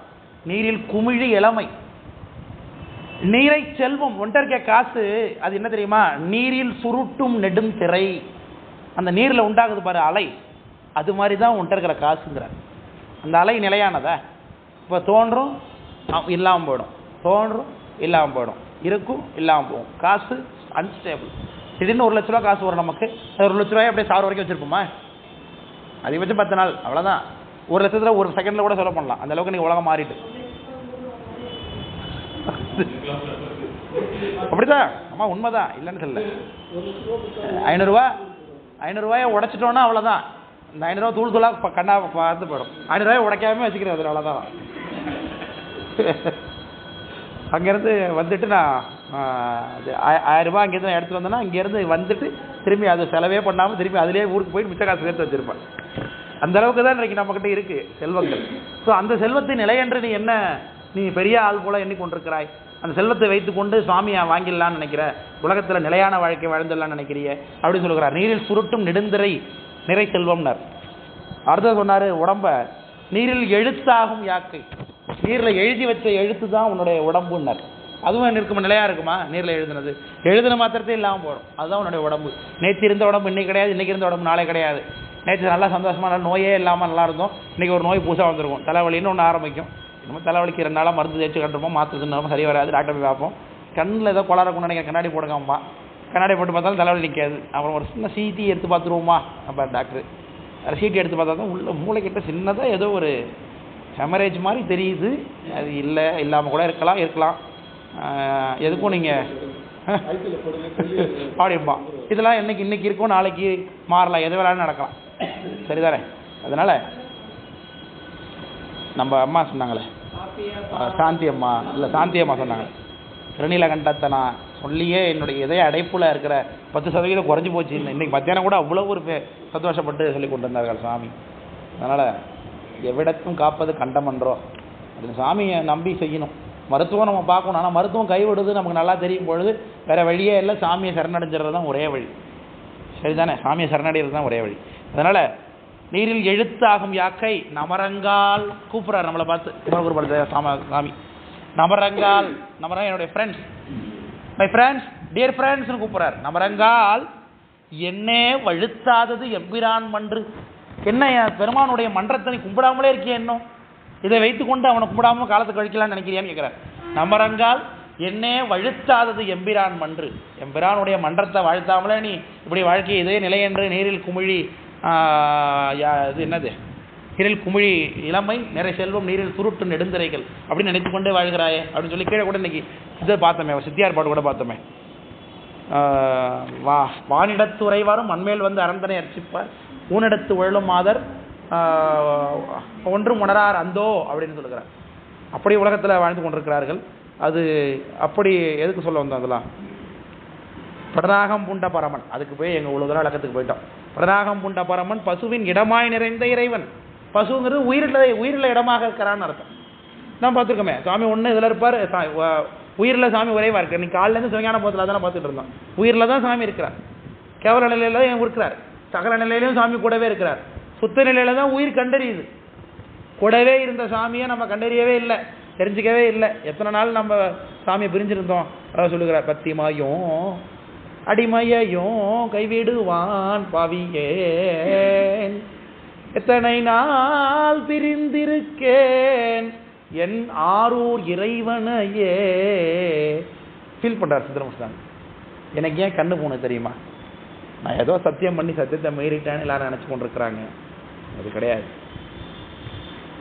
கொத்தின நோய் அது அறிந்தேன், எனக்கு ஏன் கண்ணு போனதுங்கிறத நான் தெரிஞ்சுக்கிட்டேன். இப்ப பொருள் உணர்ந்தேன் போய் தொழுவேன். என் திருவாரூர் சாமியை நான் பிரிஞ்சிருந்தேன்ல, அதனாலதான் எனக்கு கண்ணு போச்சுங்கிறார் அவர். இத்தனை நாளா திருவாரூர் சாமியை நான் பார்க்காமலே இருந்துட்டேன் பார்த்தீங்களா, அதனாலதான் என் கண்ணு போயிருக்குங்கிறார் சாமி. எத்தனை நாள் பிரிந்திரு முத்தினை மணிதன்னை மாணிக்கத்தை எல்லாம் வர்ணிக்கிறார் சாமி. அப்படி பிரிந்து இருக்க முடியாது சாமியை.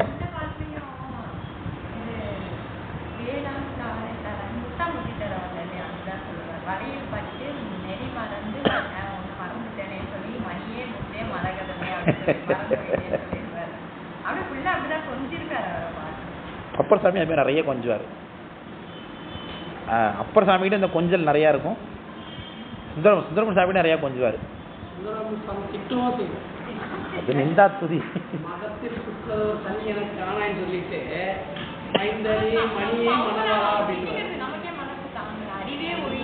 இந்த பாட்டை பாடவே நமக்கு ஒரு மாதிரியா இருக்கும். எப்படி பாடுறதுன்னு தெரியல. இல்லை நமக்குன்னு நினைச்சிட்டு பாட வேண்டியதான். பண்ண அவங்களுக்கு அது நமக்கு தான். படநாகம் பூண்ட பரமன் பசுவின் இடமாய் நிறைந்த இறைவன் சுடர் ஒளியான். சுடர் ஒளினா எப்பொழுதும் சுடர் விட்டு கொண்டே இருக்கக்கூடிய அழியா நுந்தா விளக்குன்னு அர்த்தம். நுந்தா விளக்குன்னா அழியாத விளக்கு, அணையாத விளக்கு, தூண்டா சோதி அப்படின்னு அர்த்தம். தூண்டு சுடர் அணைய திலகவதினு பெரிய புராணம். திலகவதி அம்மையார தூண்டு சுடர் விளக்கணையன்னு சொல்லுவார் சேக்கரார். தூண்டாச்சோதி தான், தூண்டாச்சுடர் தான் சுடர் ஒளியான், தானே சுடர் விட்டு எரியக்கூடியது. நான் நுந்தா விளக்குன்னு பேர். துண்டா விளக்குன்னா நொந்தா விளக்குன்னா எப்பொழுது அணையாதுன்னு அர்த்தம். அது வந்து இதில் சோழராஜாக்கள் காலகட்டத்தில் வைக்கப்பட்ட நிபந்தங்கள் அது நிறையா இருக்கும் கோயில்கள்லாம் பார்த்தீங்கன்னா. அது நொந்தா, நொந்து போகிற, நொந்துனா இல்லாமல் போகிறது, அதான் நந்தா விளக்கு. நந்தா விளக்கு நொந்தா விளக்குன்னு பேர். விளக்கு ஒரு ஒரு வீட்டுக்கு ஒரு கோயிலுக்கு விளக்கு வைக்கணும் அப்படின்னு வேண்டிப்பாங்க. இப்போ என்ன பண்ணுவோம், நம்ம கோயிலுக்கு விளக்கு வாங்கி வைக்கணும், ஒரு குத்துவிளக்கு வாங்கி வச்சுட்டு வந்துடுறது, அவ்வளோதான் முடிஞ்சிட்டு. அப்படி இல்லைன்னா கோயிலுக்கு லைட்டு போட்டு தரேன் ஏன் சார்பான்னு லைட்டை போட்டு தந்தால் லைட்டு மட்டும் போட முடிஞ்சுட்டா அதில் காலத்துக்கு கரண்ட் பில்லு நம்ம கட்டணும். அப்போ தான் லைட்டு எடுத்தா லைட்டு போட்டதான் அர்த்தம் இல்லையா. லைட்டை வாங்கி கொடுத்துட்டாக்க அது முடிஞ்சுட்டா, அதோட கரண்ட் பில்லுக்கும் அவன் ஒரு வைப்பு நிதி வைக்கணும். அம்மா போட்டுக்கணும்.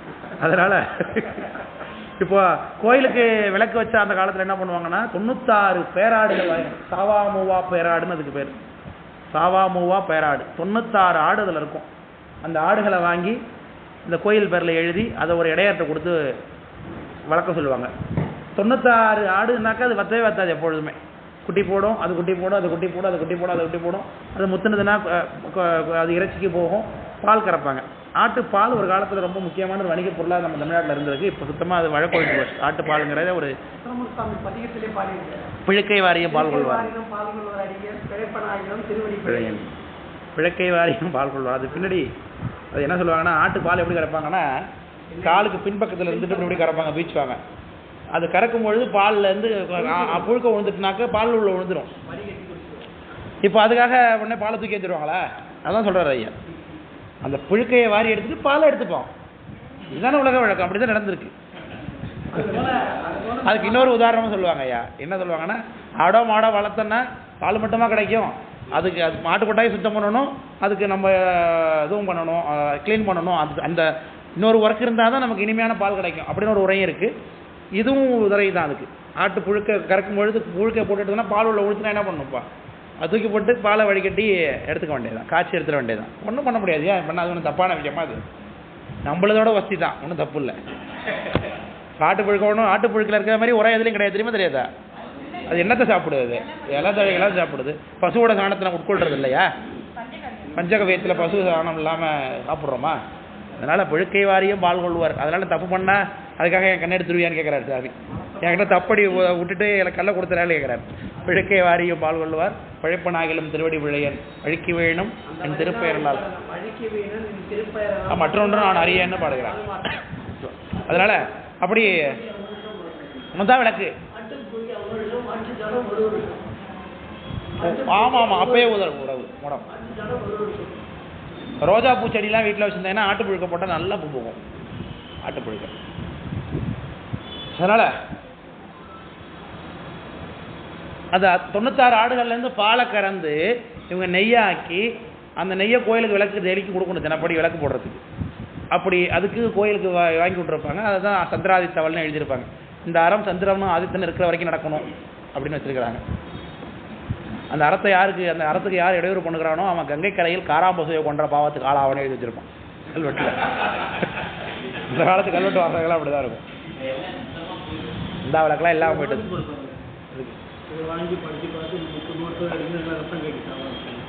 இல்லைடா, இந்த கல்வெட்டில் ஒரு அறம், கோயிலுக்கு ஒரு அறம் செஞ்சுருக்கிறாங்க, நிலம் எழுதி கொடுத்துருக்குறாங்க அப்படின்னா அந்த அறத்தை வச்சு நம்ம பாதுகாத்து கொண்டே வரணும், வழி வழியாக செஞ்சுக்கிட்டு இருக்கணும்.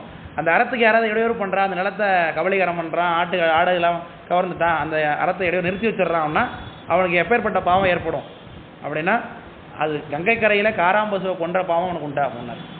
எங்கே பாவம் பண்ணாலும் கங்கை கரையில் போய் தீர்த்துக்கலாம், கங்கை கரையில் பாவம் என்ன பண்ணுறது இப்போ அப்படிங்கிற அளவில் அது இருக்குது.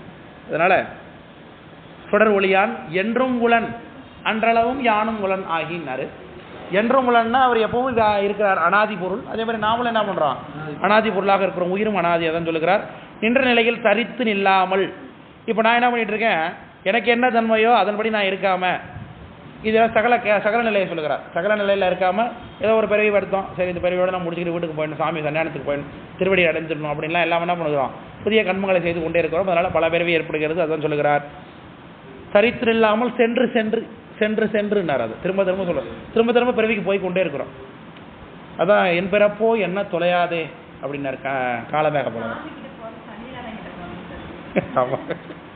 நல்லா சென்று சென்று தோற்றியிடும் அண்டசம் சேதசம் பாரின் மேல் சாற்றும் உற்பீசம் சராய் சங்கட்கு. இது காலைல கூட விளக்கம் சொல்லியாச்சு. அண்டசம்னா முத்தையில் உண்டாகிறது, சேதசம்னா வேர்வையில் உண்டாகிறது, சாற்றும் சொல்லப்படுவதாகிய உற்பீசம் அப்படின்னா தாவரங்கள், சராயுசம்னா கருப்பையில் தங்கி பிறக்கக்கூடிய உயிர்கள். ஏற்ற பிறப்பு எல்லாம் பிறந்தும் இறந்தும், எல்லாவற்றிலையும் பிறந்தும் இறந்தும் வாழ்ந்து கொண்டு இருந்தோம் நம்ம. இதுதான் செல்லாய் தாவர சங்கமத்தில் எல்லா பிறப்பும் பிறந்து இழைத்தேன் எம்பெரும் அப்படின்னு பாடுறார். இறந்தும் இருவினையின் பொல்லாங்குதைக்கும் பொறியிலேன். இப்படி இருவினையே தூய்த்து கொண்டே இருக்கிறேன். இப்போ சமணர் மாதிரி தான் நம்மளும். சமணரை பற்றி சேகர சாமி ஒரு அழகாக டீச் பண்ணுறாரு. முதல்ல சுரவாதத்தில் தோற்றான், அதிலே தெரிஞ்சு போச்சு இவன் தோத்துட்டான்னு.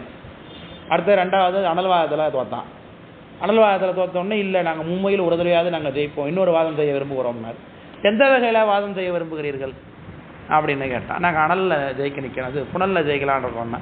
ஏன்னா 2 தடவை தோத்துப்பிட்டீங்க, இதில் மட்டும் நீங்கள் ஜெயிக்காம போகிறீங்க, தோற்கவும் ஆசை நீங்கா துணிவுடைய ஒருனார். அவளை பார்த்து ஒருத்தர் ஜெயிக்கிறத தான் விருப்பமுடையவனா உலகத்தில் நம்ம பார்க்குறோம். தோற்கவும் ஆசை நீங்கான்னாரு. அதனால் இப்போ சென்று சென்றுனா நமக்கு ஒவ்வொரு தடவையும் இப்போ நமக்கு இப்போ இந்த பிறவியில் எடுத்துங்களேன், நம்ம கர்மம் செஞ்சோன்னா அதனுடைய பயனா நமக்கு என்ன கிடைக்குன்னு தெரியும். கர்மம் செஞ்சால் என்ன கிடைக்குன்னு தெரியும், பிறவி கிடைக்கும்னு தெரியும். ஆனாலும் கர்மம் செய்யாமல் இருக்கோமா?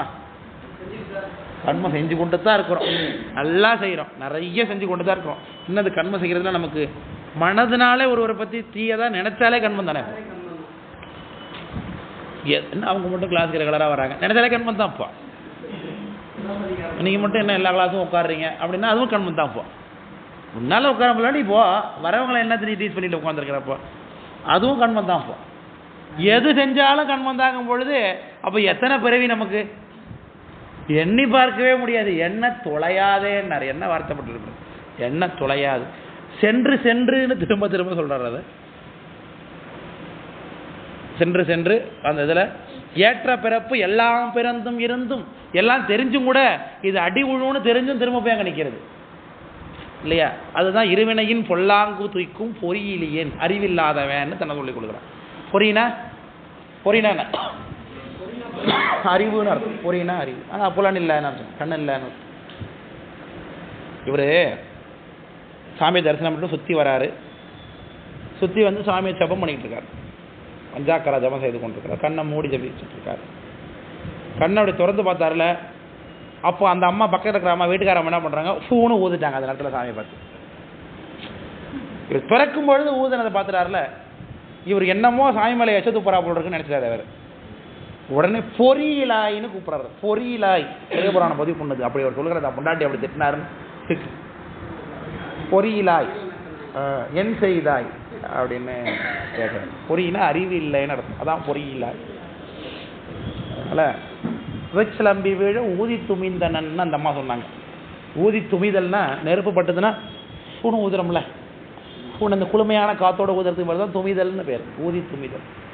இவ குழந்தை மேலே நெருப்பு சிலந்தி விழுந்தா நம்ம என்ன செய்வோமோ அதான் அம்மா செஞ்சாங்க, அனிச்சையாக செஞ்சாங்க. அதை உடனே அது கூட அவரால் பொறுத்துக்க முடியல. 2 பேருமே ஆச்சாரத்தில் அப்படி ஒருத்தர் அன்பு நெறியில் அதிகமாக நிற்கிறார், ஒருத்தர் ஆச்சார நெறியில் ரொம்ப இதுவாக நிற்கிறார். சாமி 2 பேருக்கு இடையில மாட்டிக்கிட்டு படாபாடுறாரு. இருப்போம் யாருக்கு சப்போர்ட் பண்ணுறதே தெரியல அவருக்கு. இப்போ ஆமா, அப்பா பக்கம் கிடைக்கிறதால தெரியல. அப்போ அவங்க இவரை விட ரொம்ப பக்குவமா என்னை விட உன்னை திறந்துட்டேன்னு விட்டு போட்டார். உடனே பேசாமல் அவங்க வீட்டில் கிளாஸ் இதுலேயே இருந்துடுறாங்க, கோயிலே இருக்காங்க. அவர் வீட்டில் போய் படுத்து தூங்குறாருங்க. நம்மளா தான் சரி பரவாயில்ல ஒரு மெசேஜ் அனுப்பி பார்ப்போமா அப்படின்னு, சரி வா வீட்டுக்கு வா அப்படின்னு அவ்வளோ மெசேஜில் போடப்படா இருந்தா இல்லையா. அவர் அனுப்பலையே, அவர் தூங்குறாரு. இந்த அம்மா தான் அனுப்பியிருக்காங்க. இந்த அம்மாவுக்காக தானே சாமி போய் சொன்னார். இவருவே கனவுல சொல்கிறாரு, உங்கள் அம்மா வீட்டம்மா ஊதின இடம் மட்டும்தான் சார் எனக்கு கொப்பளமாகவே இல்லை, மீது எல்லா இடத்துலையும் கொப்பளமாக இருக்கிறாரு போய் எனக்கு சில இப்போ வீட்டம்மா ஊதின இடத்துல மட்டும் தான் விஷத்தோட தாக்கம் இல்லை, மற்ற எல்லா இடத்துலையும் கொப்பளமாக இருக்கிறார். துடிச்சு பிடிச்சி ஏற்றி உட்காந்து பார்க்குறாரு அவர். இப்போ நம்ம அந்த மனைவியோடைய அன்பை சாமி இப்படி அனுகிரகிக்கிறார் போல் இருக்குன்னு இப்படி வந்து அழைச்சி வந்து அப்புறம் 2 பேரும் உணவு பண்ணுறார்கள்னு இருக்குது. அவர் சாதாரண ஆள் இல்லை. நீலநக்க நாயனார் அப்படின்னாலே உங்களுக்கு என்ன ஊர் ஞாபகம் வரும்? சாத்தமங்கை அப்படின்னு ஞாபகம் வரும். சாத்தமங்கைனால் நீலநக்க நாயர் ஞாபகம் வந்துடும். அதனால தான் நிறையினார் நீலநக்கன் என்று நீலநக்கன் நெடு மாநகர் என்று அரையமூர் சாத்தமங்கைன்னு ஞானசம்பந்தர் அதை பதிவு பண்ணுறார். நிறையினார் நீலநக்கன் நெடு மாநகர் என்று அரையமூர். அந்த ஊரை சொன்னாலே என்ன சொல்லுவாங்க? நீலநக்க நாயனாருடைய ஊருன்னு தான் சொல்லுவாங்க, பதிவு பண்ணுவாங்க. அது ஞானசம்பந்தரே இப்போ சொல்லிட்டு போயிருக்காரு. அது அப்படி அதை பதிவு பண்ணிட்டு போகிறார். அந்த பதிகத்தில் திருவளர் கொன்றை மாலை அப்படின்னு பஞ்சமத்தில் அமைந்த பண்ணு திருநீலக்க நாயனார் ஊரில் சரிங்களா? அப்போ கூட திருநீலக்க நாயனார் ஊர் தான் வருதை தவிர்த்து சாத்தமங்கையிட வராதில்ல. அது சாமி பதிவு பண்ணிட்டு போயிருக்காரு. அப்படி அவருடைய விஷயம்.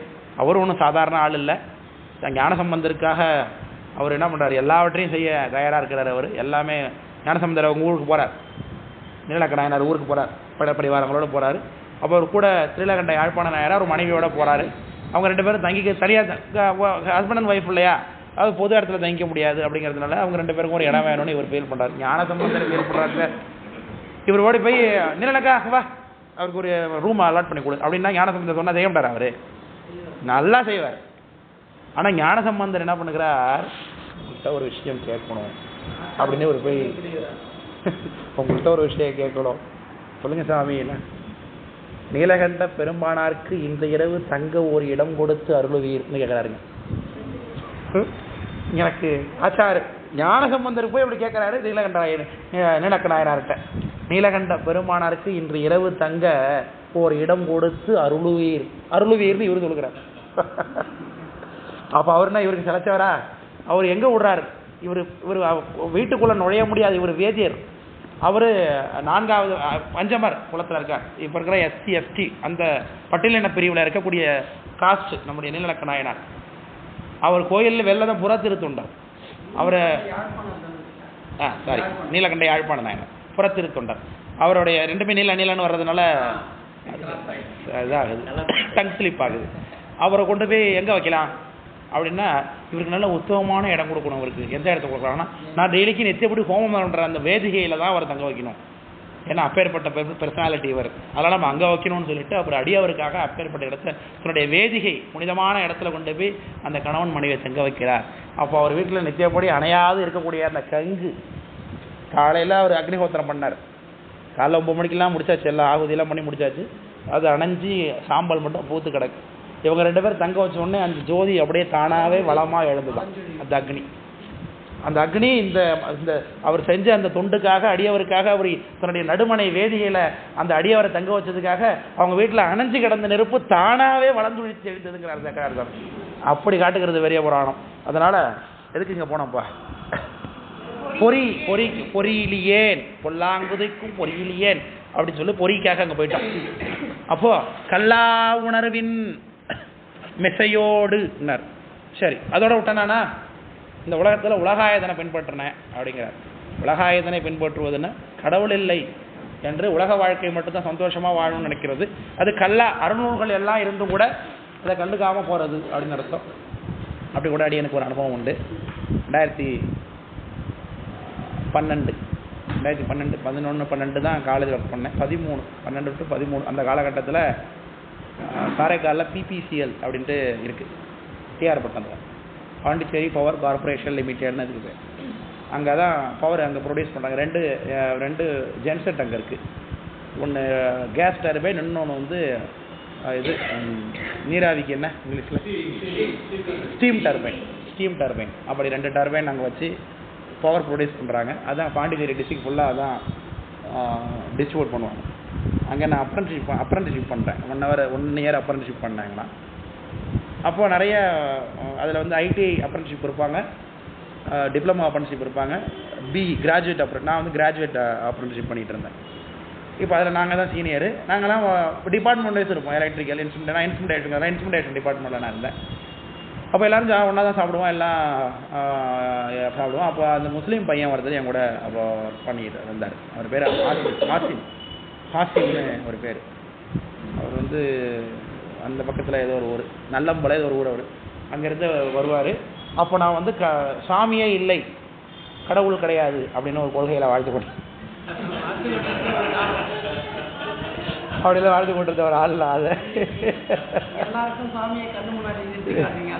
சாமி திருவருள் அது. அதனால அப்போ கடவுள் இல்லை அப்படின்னு ஒரு கொள்கையை வாழ்ந்து ரொம்ப தீவிரமாக யாரை பார்த்தாலும் கூப்பிட்டு வச்சு கடவுள் இல்லை அப்படின்னு அவனை நம்ப வைக்கிறதுக்கு நான் எல்லா முயற்சியும் பண்ணுவேன். அப்போ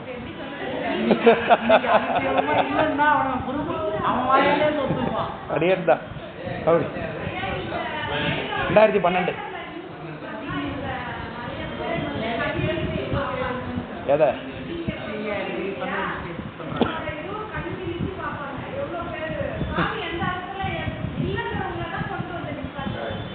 அதுதானே அந்த படிநிலையில தானே வரணும்னு சொல்றாரு சாமியை. மணிவாச பெருமானே சொல்லுகிறாரு அதை. 10 வருஷம் இப்ப சுவாமி இருக்காரு நம்ப ஆரம்பிச்சது வந்து கண்டிப்பா சுவாமி அப்படிங்கிற நம்ம 2015-16 அந்த வருஷம் 4 ஆண்டுக்குள்ள மாற்றம் நிறைய வந்துருச்சு. அது இப்ப கத்துக்கிட்டது, வந்ததுக்கு பிறகு கத்துக்கிட்டதுன்னு வச்சுங்களேன். சரி அதை விடுங்க, கதையை கேளுங்கப்பா. அவரு அதனால அந்த ஆசின் அப்படிங்கிற அந்த அவரு முஸ்லீம், அவர் 5 வேளை தொழுவார் கட்டாயமா. ரொம்ப அவர் அந்த ஒரு தவ்ஹீத் ஜமாத்னு ஒரு ஜமாத் அதில் இருக்கு இஸ்லாமியர்களுக்குள்ள. அந்த வந்து அந்த இஸ்லாமிய ஒழுக்கங்களை கட்டாயமா அனைவரும் பின்பற்ற வேண்டுங்கிற ஒரு கொள்கையுடைய அமைப்பு அது, அந்த ஜமாத் அது.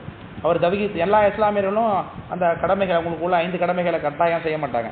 ஜாலியாக இருப்பாங்க, எல்லாம் பண்ணுவாங்க, குடிக்கிறது அதெல்லாம் அவங்க நம்ம எப்படி சைவ வாழ்க்கையில் அந்த நம்ம திட்டப்படி வாழ்கிறோமோ அது மாதிரி அந்த சமயத்துக்கு உரிய இந்த இதை வந்து அந்த தவ்ஹீத் ஜமாத் வந்து அதை சரியாக செய்கிறது. அதில் அவர் இருந்துக்கிட்டு அவர் தொழுவார். காலையில் 5 வேளையும் தொழுவார். சரியான நேரம் ஆகிட்டதுன்னா கரெக்டாக அந்த நாங்கள் தங்கியிருக்கிற அந்த ரூம்லேயே தொழுவார், சாமியை கும்பிடுவார், எல்லாம் பண்ணுவார் அவர். நான் அவர்கிட்ட நான் சாமி கும்பிட மாட்டேனே தவிர்த்து இந்த அளவுக்கு ஒரு விவரமான ஆள் தான். அப்பவும் எதையுமே டிஸ்கஸ் பண்ணக்கூடிய ஆள், எதையும் பேசக்கூடிய ஆள் தான். அப்பவும் பேச்சுவன்மையெல்லாம் உண்டு, எல்லாம் பண்ணுறது. அவர்கிட்ட கூப்பிட்டு வச்சு பேசுறது, இது மாதிரி என்ன சாமி கும்பிடுங்களா, சாமி இருக்காரா போறாரா எல்லாம் பேச ஆரம்பிச்சு. அவருக்கு என்ன ரொம்ப பிடிக்கும் அவருக்கு. ஏன்னா நம்மளுடைய பிஹேவியர் அவருக்கு பிடிச்சதுனால அவர் என்ன சொல்லுவார், நீங்கள் வந்து ஒரு இந்து, நீங்கள் வந்து உள்ளபடியே நீங்கள் ஒரு கடவுள் இருக்காருன்னு சொல்லக்கூடிய ஒரு குடும்பத்தில் தான் நீங்கள் பிறந்திருக்கிறீங்க, சாமி கும்பிடக்கூடிய குடும்பத்தில் பிறந்திருக்கீங்க. உங்களுக்கு வந்து இன்றைக்கி ஏதோ ஒரு விஷயம் புரியாததுனால நீங்கள் சாமி கும்பிடாமல் இருக்கீங்க. ஆனால் நீங்கள் கடவுள் இருக்காருங்கிறத நீங்கள் நிச்சயமாக உணர்வீங்க, கண்டிப்பாக உணர்வீங்க அப்படின்னு சொல்லி அவர் என்கிட்ட எப்படியெல்லாம் கடவுளை பற்றி எக்ஸ்பிளைன் பண்ணணுங்கிறதெல்லாம் அவர் சொல்லுவார். சாமி இருக்காருங்கிறத பற்றி சொல்கிறதுக்கெல்லாம் முயற்சி பண்ணுவார். ஆனால் அவர்கிட்ட என்ன ஒரு குட் குவாலிஃபிகேஷன்னா, நான் உங்கள்கிட்ட கடவுள் இல்லைங்கிறத சொல்லி நான் உங்களை இஸ்லாமியராக மாற்ற முயற்சி பண்ண மாட்டேன். ஆனால் நீங்கள் கடவுள் இருக்காருன்னு உங்கள் சாமியை நீங்கள் கும்பிட்டீங்கன்னா எனக்கு சந்தோஷமாக இருக்கும். அந்த அளவுக்கு நீங்கள் சாமியை நீங்கள் கும்பிடணும், அது மட்டும் தான் எனக்கு விருப்பமாக இருக்கும் தீபன் அப்படின்னு அவர் சொல்லுவார் அவர். அப்போ அவர் நிறையா வந்து அந்த எதெல்லாம் சாமி கடவுள் இருக்காருங்கிறதுக்கு யார் உதாரணம் அவங்களுடைய நூலில் இருந்து அவர் எடுத்து காண்பிச்சு சொல்லும் பொழுது எனக்கு அதை அந்த நூல் நல்லா இருக்குது, கருத்துக்கெல்லாம் சொல்கிறீங்களா போனால் நான் முதல்ல அதை படித்து பார்க்குறேன், அப்புறம் அதுலேருந்து நான் உங்களை கேள்வி மறக்கிறேன் அப்படின்லாம் சொல்லி கேட்டபோது அவர் எனக்கு ஒரு குரான் புத்தகம் எடுத்து கொடுத்தார். நீங்கள் இதை படித்து பாருங்கள். இப்போ கூட நீங்கள் வந்து இஸ்லாமியராக மாறணுங்கிறதுக்காகலாம் நான் இதை உங்களுக்கு கொடுக்கவே இல்லை, நீங்கள் கடவுள் இருக்காரு நம்பணுங்கிறதாக மட்டும் தான் கொடுக்குறேன்னாரு. அதை நான் வாங்கினது படித்தேன். இப்போ கூட வச்சுருக்கேன், வீட்டில் இருக்குது, அந்த குரான் இருக்குது என்கிட்ட. அதை படித்து பார்த்து எனக்கு அப்போ கூட வந்து பல கேள்விகள் சமயத்து மேலே எழுந்ததை தவிர்த்து அப்போ கூட நான் வந்து சாமி இருக்கார் அப்படின்னு நான் அது மூலமாக உணரலை. அதனால் இஸ்லாமிய சமயத்துக்கு நான் ஈடுபாடு ஒன்று ஏற்படுது. அந்த சமயத்தை புரிந்து கொள்வதற்கு எனக்கு ஒரு வாய்ப்பாக அமைஞ்சுது. அது இப்போது உதவுது. இன்றைக்கு நம்ம பரபக்கம் பேசும்பொழுது அது உதவுதுன்னு வச்சுங்க. அதனால் அதுக்கு பிறகு சாமி இருக்கிறார் என்பது நமக்கு எப்படின்னா, ஒரு நாள் இது சொல்லியிருக்கேன்னு நினைக்கிற வகுப்பில், ஒரு டிராஃபிக் சிக்னலில் நாம் நின்றுட்டு இருக்கும்போது சொன்னால் மாயவரத்தில் பரியகட தெருவில் நின்றுட்டு இருக்கும்பொழுது தான் உள்ளிருக்கு வேலூர் புள்ளிருக்கு வேலூர் புள்ளிருக்கு வேலூர்னு அந்த ரேடியோவில் ஓடிக்கிட்டு இருக்குது, தேவாரம் ஓடிக்கிட்டு இருந்தது. அதை கேட்கும் பொழுது தான் இது என்ன பாட்டு, இது ஏன் நல்லா இருக்குது, இது என்ன கேட்போம் அப்படின்னு சொல்லி அவர் சரி என்ன பாட்டாக இருக்கும்னு கூகுள் பண்ணேன். அப்போதான் அதுதான் வாழ்க்கையில் ஏற்படுத்தின மாற்றம், சாமி உள்ள நுழைஞ்ச மாற்றம். அதுதான் அந்த கூகுள் பண்ணி அந்த பாட்டு என்ன அப்போ எனக்கு. ஆனால் புள்ளிருக்கு வேலூர் சாமி அந்த பாட்டு எனக்கு அப்போ கிடைக்கல. அது என்ன பாட்டுன்னு அப்போ எனக்கு தெரியவும் தெரியாது. அது என்ன வெள்ளருக்கு அரவம் பிறவும் சடை உள்ளிருக்கும் உணர்ச்சி இல்லாதவன், அதுதான் நான் தான் அது உள்ளிருக்கும் உணர்ச்சி இல்லாதவன், வெள்ளருக்கு அரவும் விரவும் சடை புள்ளிருக்கு வேலூர் உள்ளிருக்கும் உணர்ச்சி இல்லாதவர் நல்லிருப்பர் நரக குழியிலன்னாரு சாமியார். அந்த பாட்டு எதுன்னு என்னால் கண்டுபிடிக்க முடியல, அப்போ தேட முடியல எனக்கு. அது என்னன்னு பின்னாடி கண்டுபிடிச்சோம், இந்த பாட்டு தான் நீங்கள் பாடிருக்கு அப்படின்னு தெரிஞ்சுக்கிட்டா அப்புறம். ஆனால் அன்னைக்கு தேடும்போது எனக்கு கிடைக்கல. அப்போ எனக்கு கிடைச்சது யூடியூப்பில் அந்த ஒரு அது ஆடியோ தமிழ் வயரம், இப்போ ஏதோ ஒரு வெப்சைட்டில் இப்போ ஆடியோவாக கிடைச்சிது. நம்ம திருத்தணி சுவாமிநாதன் குரூப்போட அவர் தில்லை தேவாரங்கள் 11 பாடின ஒரு ஆல்பம் கிடையாது. அதில் தான் அந்த ஆடி நாய் நறு நெய்யோடு பால் தயிர் அது இது அது முதல் பாட்டு என்ன தேவாரம் கற்றாங்க எரியோம்பி. அதில் பார்த்தீங்கன்னா ஒரு 4 நிமிஷம் சிதம்பரத்தை பற்றின எக்ஸ்பிளனேஷன் நம்ம பிரபாகரமூர்த்தி ஐயா கொடுத்து போகிறதுல. அதை கேட்கும் பொழுது தான் சிதம்பரம் பொதுவாக போயிருக்கேன், சிதம்பரத்துக்கும் போயிருக்கேன். சிதம்பரம் 2015 கும்பாபிஷேகம் ஆகுது. சிதம்பரம் கோயிலுக்கு 2015 கும்பாபிஷேகம்னு தெரியும். எனக்கிட்ட அப்போ ரொம்ப க்ளோஸாக இருந்த ஒரு பர்சனாலிட்டி, நம்ம கண்டிப்பாக வாங்க சிதம்பரத்துக்கு போகணும்னு என்னை கூப்பிட்டு நான் போகல. அதை நினச்சி எத்தனை நாள் நான் ஃபீல் பண்ணியிருக்கேன்னு அப்புறம் தான் தெரியும். சிதம்பரம் கோயிலுக்கு போவே இல்லையே, கும்பாபிஷேகத்துக்கு போவே இல்லையே, சாமி கும்பாபிஷேகம் இன்றைக்கி சிதம்பரம் கோயில் கும்பாபிஷேகம் என்றைக்கு நடக்கும்னு எதிர்பார்த்துட்டு இருக்கிறேன். என்றைக்கு நடக்கும் சாமி? ஏன்னா சிதம்பரத்தில் கும்பாபிஷேகம் ஆனதுன்னா அன்னைக்கு மறுநாள் கும்பாபிஷேகத்துக்கு மறுநாள் சாமி இது எப்படி திருவிழாக்கு வெளில வருவாரோ அதேமாதிரி வெளில வந்து தேரில் வந்து மறுநாள் அபிஷேகத்தோடு உற்சவம் நடக்கிற மாதிரியே போவார். இப்போ ஒரு வருஷத்தில் கும்பாபிஷேகம் ஆகுதுன்னா அன்னைக்கு அந்த வருஷம் ஆணி திருமஞ்சனத்துக்கும் வருவார், மார்கழி திருவாதிரைக்கும் வெளில வருவார், கும்பாபிஷேகம் ஒரு பாடு நடக்கும். அது 3 இது உண்டு. அதெல்லாம் எனக்கு ஒவ்வொரு பின்னாடி படிக்கும்பொழுது தான் கும்பாபிஷேகம் நடந்ததுன்னா சாமி வெளில வருவார். வருஷத்துக்கு 2 தடவை நமக்கு கிடைக்கிற சுகம் ஒரு வருஷம் கூட கிடைக்கும். அது நமக்கு அனுபவிக்காமலே போயிருக்குமே, அதுன்னு எண்ணி பார்க்கும்பொழுது தான் அந்த ஃபீல் என்ன அப்படிங்கிறது. அப்போ இன்றைக்கி நினச்சாலும் அது ஒத்துக்கவே முடியாது என்னால். அது எப்படி 2015 வருஷம் நம்ம சாமி பார்க்காம போகாமல் இருந்தோம்? எது மறைச்சது நம்மளை? இப்போ 2015 நடந்ததா?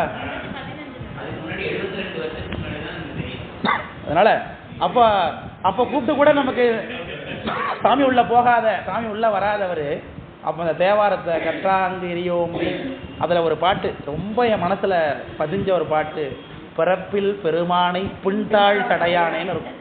அது வரி எனக்கு ரொம்ப மனசுக்குள்ள பதிஞ்சு, பின்தாழ் சடையானேன்னு பாடுறாரு. அப்போ கூட சாமி மேலாம் எனக்கு நம்பிக்கைலாம் கிடையாது, இன்னும் வரல, உள்ளே வரல.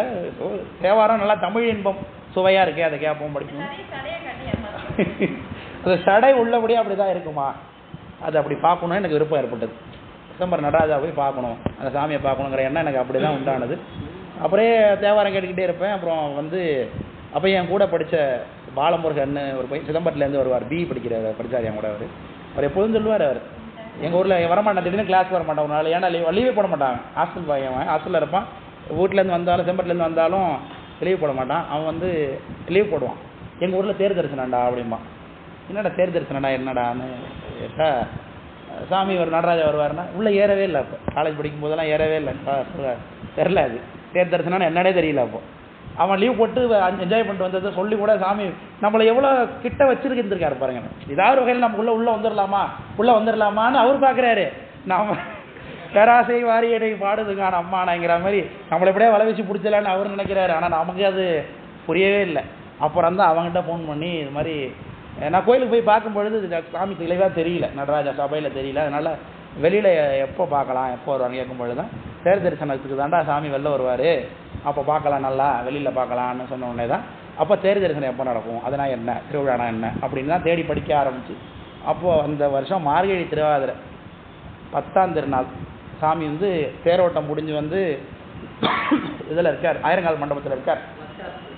லட்சார்ச்சனை ஆகி திரை போட்டிருக்காங்க. ஐயா சட்ட கலரில் திரை போட்டிருப்பாங்க. இந்த திரை போட்டிருக்கு. எல்லாரும் அடியவர்கள்லாம் உட்காந்து அப்போல்லாம் எனக்கு உள்ளே வந்துட்டார், கணிய ஆரம்பிச்சிட்டு மனசு. சாமி உள்ளே வந்துட்டார். தேவாரத்துலலாம் ஒரு ஈடுபாடு வந்துட்டு, சாமி மேலேயும் ஈர்ப்பு வந்துட்டு, இவரை பார்க்கணும் தெரியணுங்கிற ஆர்வமும் வந்துட்டுது. அப்போ அந்த அடியவர்கள்லாம் வந்து தேவாரம் பாடிட்டு இருந்தாங்க. அதை பார்த்துட்டு இந்த மாதிரி நம்ம எப்போ இருக்க போகிறோம், இந்த மாதிரி எனக்கு இந்த கூட்டம் எப்படி நமக்கு சேரும், நம்ம அது அடியவர்களோட நம்ம எப்போ சேருவோம்னு சாமிகிட்ட அதை நான் விண்ணப்பம் பண்ணும் பொழுது சாமி இந்த இடத்துல வந்து உட்கார வச்சுருக்காரு நம்மளை. இன்னைக்கு அது என்றைக்குமே மறக்க முடியாத ஒரு அனுபவம் அது. அதனால் அப்போ வந்து சாமி என்னன்னா, அப்போ கூட எனக்கு என்ன ஆசைன்னா அவருடைய திருமேனியை பார்க்கணும், அது எப்படி இருந்தது பார்க்கணும் அப்படிங்கிறதான் நமக்கு ஒரு ஆர்வமாக இருந்தது. அதனால் வேண்டுவார் வேண்டுவதே ஈவான் கண்டாய் அப்படின்னு திருமறைக்காடு தேவாரம். எனக்கு வேறு எதுவுமே அவர்கிட்ட நான் கேட்கல. அப்போ அந்த திருமேனி இந்த தேவாரத்தில் பாடப்படுறது மாதிரி தான் இருக்கா, அவர் அப்படி தான் இருப்பாரா, அவர் எப்படி இருக்கார் அப்படிங்கிறத மட்டும் நான் எவ்வளவு தேடினாலும் அந்த அலங்காரங்களோடு மட்டும்தான் நடராஜாவுடைய வடிவங்கள் கிடைக்கிது, பரமாந்த இதுவும் கிடைக்குது. ஆயிரங்கால் மண்டபத்துக்கு நேராக சாமி இருக்கிற இடத்துக்கு லெஃப்ட் சைடு நம்மளாம் நின்று போன தடவை பார்த்தோம்லையே, அந்த லெஃப்ட் சைடில் கீழே நின்று சாமியை பார்த்துட்டு இருக்கேன். இரவு 1 மணி 2 மணிக்கு முன்னாடியே நானும் என்னுடைய நண்பன் ராஜுன்னு சொல்லிட்டு நாங்கள் 2 பேரும் தான் போயிருந்தோம். சாமியை எப்போ பார்க்கலாம், எப்போ திரை விளக்கம், அதெல்லாம் தெரியல எனக்கு ஒன்றுமே. 3 மணிக்கு தான் அபிஷேகத்துக்கு தரணுலாம் தெரியாது எனக்கு. இப்போ அவரை பார்க்கணும், அது ஒன்று மட்டும்தான் ஒரே விருப்பமாக இருக்குது, எப்படி இருக்கணும்னு சொல்லி. தில்லைவாழ் அந்தணர்களுக்கு மட்டுமே கிடைக்கக்கூடிய ஒரு காட்சி எனக்கு கிடைச்சது. அப்போ தில்லைவாழ் அந்தணர்களை தவிர்த்து வேறு யாருமே சுவாமியுடைய ஒட்டு துணி இல்லாமல் பார்க்க முடியாது. அப்படி எல்லாரும் ஏதாவது ஒரு மேலே துணியை போட்டு தான் வச்சுருப்பாங்க. அவருக்கு மேலே வந்து அபிஷேகத்தில் கூட மேலே துணி கட்டி தான் நமக்கு சாமி தரிசனம் கொடுப்பார். நமக்கு அந்த திருமேனியை பார்க்கணும்னு மட்டுமே இருந்த அந்த ஒரு விருப்பம். அவர் மேலே ஒரு பக்தி நான் பண்ணலை, ஒன்றுமே அவருக்கு நான் பாட்டு பாடல, வழிபாடு பண்ணலை, எதுவுமே நான் பண்ணது கிடையாது. சும்மா ஒரு ஜடம் போல் போய் நின்றுட்டு இருந்தேன் நான். அப்போ வந்து இரவு 1 மணி 2 மணி. அப்போ வந்து உள்ளே வந்து ஒரு தீட்சர் சாமியுடைய அந்த அந்த மேடை மேலே அபிஷேக வேதிகளில் உட்காந்துக்கிட்டு சாமியை வந்து புளி போட்டு தேய்ச்சிட்டு இருக்கேன். சாமியுடைய திருமேனி புளி போட்டு தேய்ச்சி, அது மட்டும் அப்பப்போ சரி ஏதோ பண்ணிக்கிட்டு இருக்காங்கன்னு தெரியுது. நான் அதை சரி பார்ப்போம் அப்படின்னு இருந்தேன். அப்புறம் சின்ன தீட்சர் விட்டு சின்ன பிள்ளை ஒருத்தன், யாருமே இல்லை, அந்த தீட்சர் இறங்கி ஓடிவிட்டார் எல்லாரும். சின்ன பையன் ஒருத்தன் அந்த திரையை தூக்கிட்டு வெளில வந்தான். அப்போ ஒரு காற்று வேகமாக அடிச்சுது. என் பக்கம் மட்டும் திரை அப்படியே ஃபுல்லாக தூக்கிட்டு சாமி அம்பாள் 2 பேரும், எந்த திருமணியும் கிடையாது, எந்த மாலையும் கிடையாது, எதுவுமே கிடையாது. அப்படி ஒரு காட்சி தரிசனம் எனக்கு முதல்ல சாமி அப்படி தான் ஆட்கொண்டார். ஸோ நான் அப்போ தான் இப்படி ஒரு கருணை நமக்கு எதுக்கு இது நடக்குது, ஏன் நடக்குது, நம்ம என்ன செய்ய போகிறோம், இந்த நன்றிக்கு நம்ம எப்படி விசுவாசமாக இருக்க போகிறோம் எனக்கு தெரியல. அப்படி தான் சரி இவரை பற்றி நம்ம பேசுவோம், இவரை பற்றி நம்ம எழுதுவோம், இவரை பற்றின்னு சொல்லி ஆரம்பித்து வரும்பொழுது சன்னியானத்துறைய தொடர்பு ஏற்பட்டு நம்ம வந்து இந்த இடத்துல நாம் உட்காந்துருக்குறோம். ஸோ இது வந்து படிநிலை அதாவது நாத்திகள் படிநிலையில் வரும்பொழுது முதல்ல நம்ம மாற்றுறது எங்கன்னா நாத்திகத்தில் தான் மாட்டுவோம்னு திருவாசகம் சொல்லுகிறது. திருவாசகத்தில் போற்றி திருஅகவல்ல ஒன்று ஒன்றா வர்ணிச்சுருவார். எதிர்த்து தடையிலெல்லாம் நம்ம மயங்காமல் வருவோம் அப்படிங்கிறத நாத்திகம் பேசி நாத்தெழும்பேறின என்று சொல்லுகிறார். அதை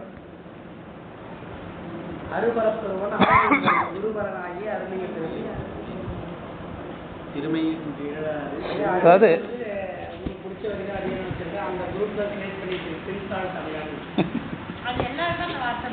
பின்தாழ் சடை அப்படி எவ்வளவோ சாயம் பார்த்தாரு, இன்னைக்கு அந்த தீர மாட்டுது. அதனால ஆண்டுதோறும் அடைந்த அக்கால ஈண்டியும் இருத்தியும் எனைவள பிழைத்து திருவாசகம் நான் சொல்றது.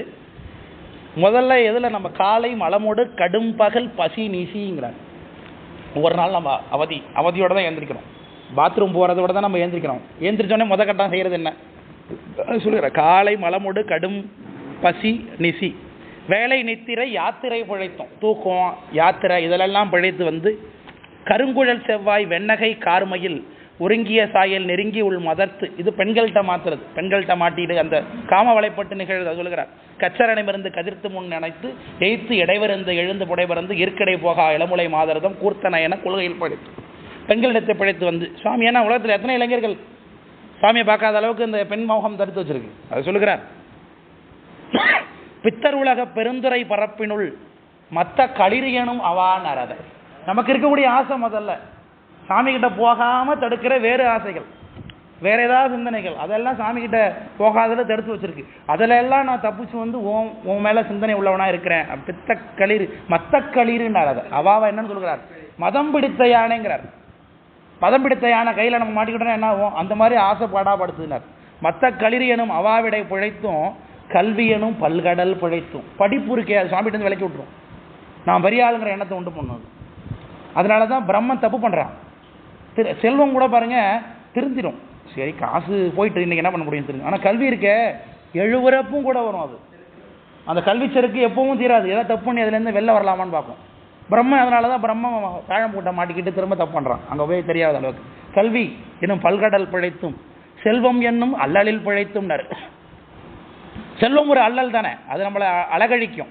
அது செல்வம் என்னும் அல்லலில் பிழைத்தும் நல்குறவு எனும் தொல்விடம் பிழைத்தும். நல்குறவு வறுமையாம் சிறுமை தப்பின்னு சொல்லுகிறது. வறுமைங்கிறது சாமி திருவிழாவுக்கு போகணும் ஆசைப்படுறோம், காசே இல்லைன்னு என்ன பண்ண முடியும். இப்போ நம்ம அந்தளவுக்கு நம்ம நினைக்க இன்றைக்கி வகுப்புக்கு வர்றதுக்கு இன்றைக்கி ஒரு முக்கியமான வேலைக்கு போனால் தான் 100 ரூபா கிடைச்சாதான் வாழ்க்கைன்னு இருந்தால் எப்படி வகுப்பு வர்றது இப்போ. அதை சொல்லுகிறார். புல்வரம்பாய பலதுறை பிழைத்தும். இப்படியாகிய பல்வேறு விதமான துறைகள் இருக்குது. செல்வம் கல்வி இது மாதிரி வீரம் இப்படி பல விதமான துறை எல்லாத்துலேயும் கடைசியில் என்ன வரும், தெய்வம் என்பது ஒரு சித்தம் உண்டாகி.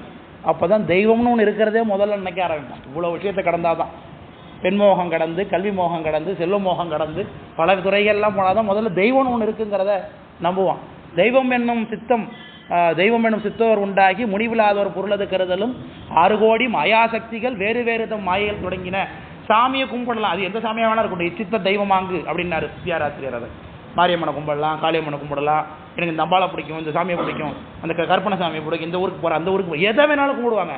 அவங்க என்ன இப்பயே கோயில் குளம்னு போயிட்டு இருக்கேன், அதெல்லாம் பண்ணாத போவாத வரத, கோயிலுக்கு செலவு பண்ணுறேன், அதை பண்ணிட்டு இருக்கேன்னு திருச்சிக்கு வெளில கொண்டு வரதுக்கு, தெய்வ வழிபாட்டு வெளில கொண்டு வர்றது 6 கோடி மாயாசக்திகள்னு இழுக்கிறது. அங்கே போவாத, இங்கே போவாத, இங்கே பண்ணாத, இது பண்ணாது. மாயாசக்திகள் வேறு வேறு மாயைகள் தொடங்கின. ஆத்தம் ஆனார் அயலவர் கூடி. அடுத்தது வருது கூட்டம், அதான் நாத்திய கூட்டம். கடவுள் இல்லை. ஏன்னா வாழ்க்கையில் நம்ம சில தேடுதல்களோட வாழ்ந்து கொண்டிருக்கிறோம். நாம எனக்கு அது வேணும் இது வேணும்னு சொல்லுகிறோம். சாமி கும்பிடுறவங்க சாமி கிட்ட தான் கேட்பான், வேற வழி கிடையாது இப்போ. ஆனால் நம்முடைய வினை இருக்க, நம்ம சாமி கும்பிட்டாலும் நம்ம கும்பிடுற தெய்வம், இச்சித்த தெய்வம் எவ்வளவு வல்லமை உள்ளது அதற்கேற்ப கொடுக்கும். ஆனால் அது எல்லாவற்றையும் கொடுக்க முடியுமா? அதால் அது நம்ம வினைக்கேற்ப தான் கொடுக்கும். அந்த வினை இல்லாத பொழுது என்ன பண்ண முடியாது நம்மளால.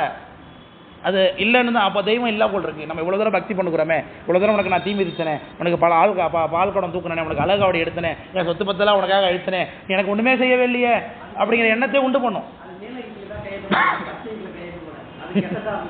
அதனால நாத்திகம் பேசுகிறவங்க என்ன சொல்லுவாங்க, தெய்வம் கிடையாது அப்படின்னு அப்பதான் வந்து பேச வைப்பான். அது நாத்திகம். அப்போ அந்த படியில் வரணும். தெய்வம் இருக்குன்னு நம்புறவன் யார் உறுதியாக நம்புவானோ, தெய்வம் இல்லை அப்படின்னு எவன் முன்னாடி நம்புறானோ அவன் உறுதியாக நம்பும் பொழுது தான் தெய்வம் உறுதியாக நம்புவான். ஏன்னா எதனாலலாம் தெய்வம் இருக்காதுங்கிறத ஆராய்ச்சி பண்ணியிருப்பான்.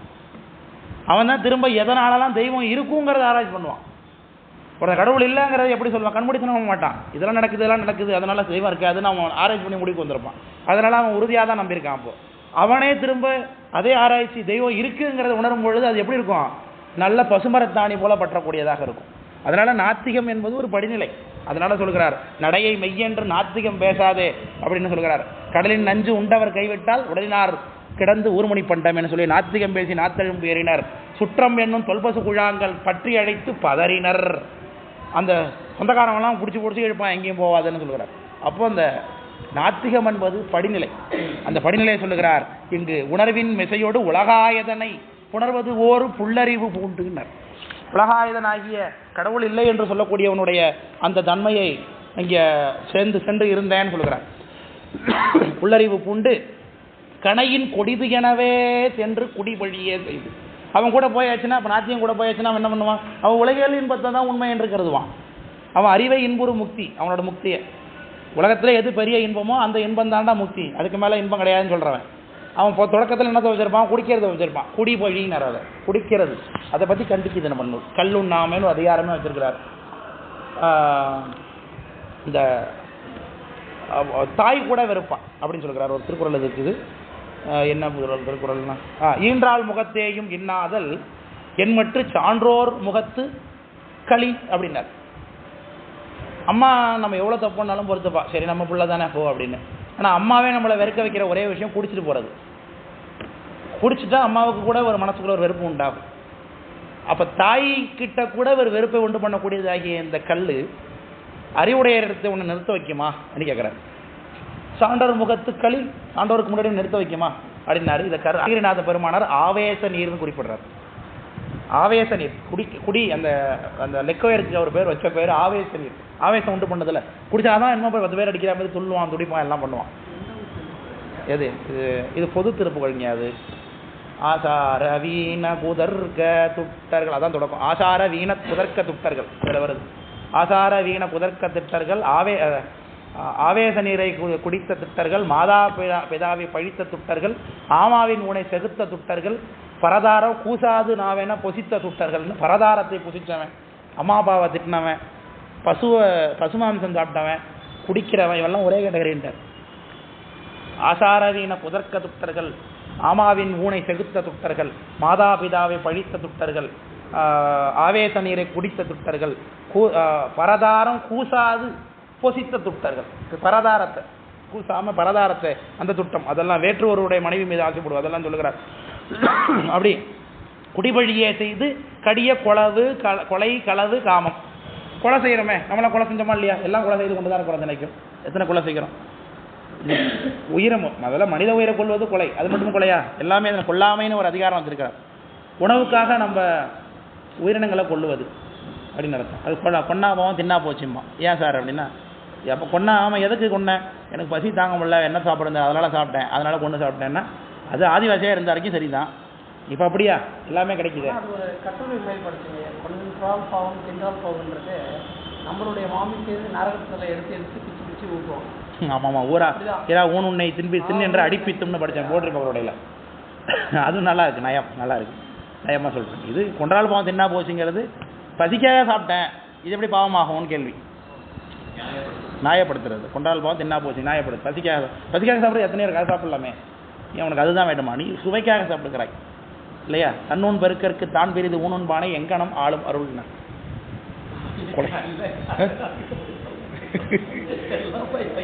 அதான் நிற்கிறாங்க. அது ஏதோ ஒரு வகையில் எல்லாருக்கும் நம்ம மாம்சம் சாப்பிட்ற ஃப்ரெண்ட்ஸ் இருந்தாங்கன்னா அவங்க கூட இருந்தாலும் நமக்கு அந்த இது உண்டு தான். இப்போ என்ன பண்ணுறது, அவர் ட்ரீட் கொடுக்குறோம், ஃப்ரெண்ட் இருக்காரு, அவருக்கு அதை வாங்கி கொடுத்தா இப்போ என்ன கிடையாது, இப்போ நமக்கு அது பாவம் இல்லையா? உண்டு தான். அதனால தான் கழிக்கடை சாமா பௌத்தன் வந்து ரொம்ப ரொம்ப இதாக திங்க் பண்ணுறான், அதில் அட்வான்ஸாக திங்க் பண்ணுறான். ஒன்றா அதான பாவம், தானாக செத்ததை சாப்பிடுவான்டா அவன்.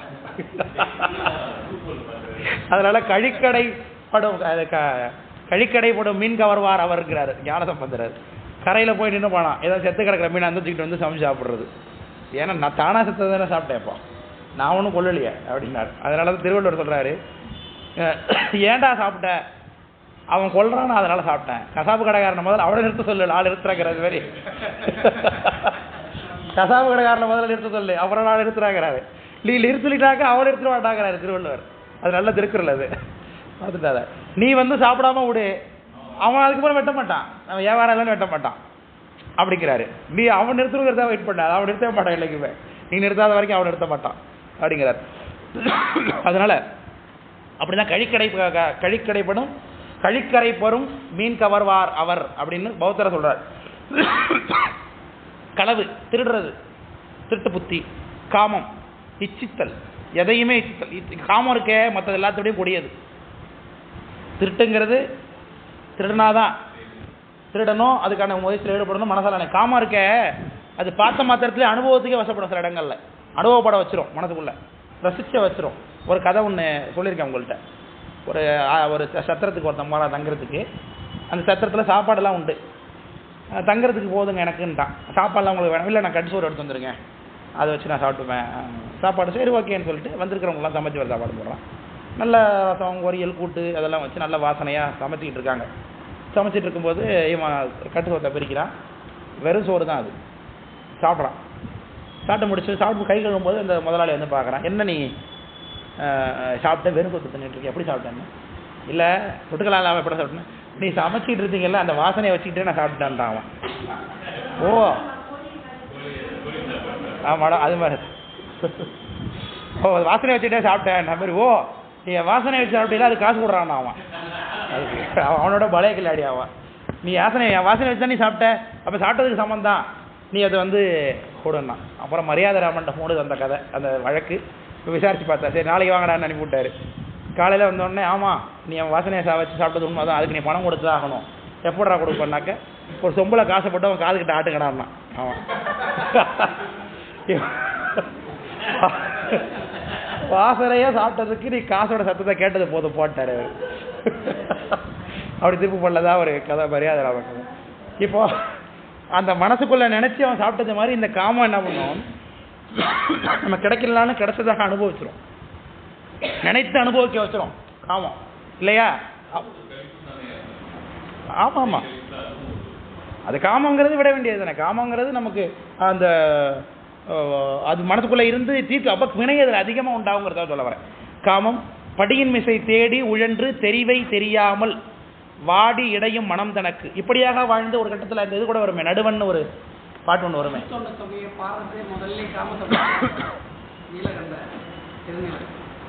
இப்போ அந்த நடுவன் ஒரு பாட்டு ஒன்று என்ன பட்டது, அது என்ன பட்டது, ஊழ்வினை உன்னை சுடும் வினை அதன் முன் வணங்கிடு தலைவனை பார்ப்பாய் காலனை எரித்த நாயன் நடுவனைன்னு வருதுல பாட்டு. பூரணமே வருக வருக அப்படின்னு ஒரு அந்த பாட்டில் கான்செப்ட் பாருங்களேன். அவன் எல்லா தப்பும் பண்ணுவான். தானே குங்குமம் சாந்தும் பரிமளமும் அப்படின்னு அந்த பாட்டில் எல்லாமும் சந்தோஷாலே அம்மாவை அடிப்பான், எல்லாம் பண்ணுவான். கடைசியில் ஒரே ஒரு சாமி உட்காந்துருக்க மாதிரி இருப்பான். அவனுக்கு பிச்சை ஒரே ஒரு இடத்துல மட்டும் அந்த காசை போட்டிருப்பான். அந்த தொடர்பு வைத்து கொண்டு நிறைவில் அவனால் ஏங்காத நேரத்தில் சாமி வருவார் அப்படின்னு அதை காமிச்சு என்ன முடிச்சிருப்பான். அந்த இடத்துல அவன் சாமி அந்த காசை கொண்டு நெத்தியில் வைப்பான். அதோட முடிச்சிடும் அவன் வாழ்க்கை. அப்புறம் சாமி அந்த சிதை மேலே ஆடுறது மாதிரி அந்த கான்செப்ட் வச்சுருப்பாங்க. அதை எதுக்கு சொல்ல வந்தேன், இப்படி கஷ்டப்பட்டு அதில் கஷ்டப்பட்டு இதில் கஷ்டப்பட்டு அப்படி அலைஞ்சு இப்படி அலைஞ்சு இப்படி அலைஞ்சு அது அலைஞ்சு இது அலைஞ்சு எல்லாமே கஷ்டப்பட்டு வந்து பார்த்தா கடைசியில் எங்கே வந்து தான் அவனே ஆடி அடங்கும் வாழ்க்கையாடா ஆறடி நிலைமை சொந்தமடான்னு பாடினார் கவிஞர். ஆடி அடங்கும் போது நிச்சயமாக என்ன பண்ணி அவனை நம்மப்பா சாமி கிட்ட தான் வந்தான். ஒன்றுமே பயன் இல்லை என்று உணர்ந்த போதவன் உண்டென்பார் ஒரு பாட்டு கீர்த்தனை இருக்கு தெரியுமா? ஒவ்வொரு மனிதரும் ஒரு நாள் இந்நிலையை இதுதல் உறுதி அதை மறந்தார். அன்று சிவன் பெயர் சொன்னால் நாவில் வராது. அதனால் மனமே இன்றே சிவன் நாமம் சொல்லி பழகு. நம்பிக்கட்டவர் எவரையா உமை நாதனை திரு மயிலையின் இறைவனை நம்பிக்கட்டவர் எவரையான்னு பாட்டு மயிலாப்பூர் சாமி மேலே வரும்.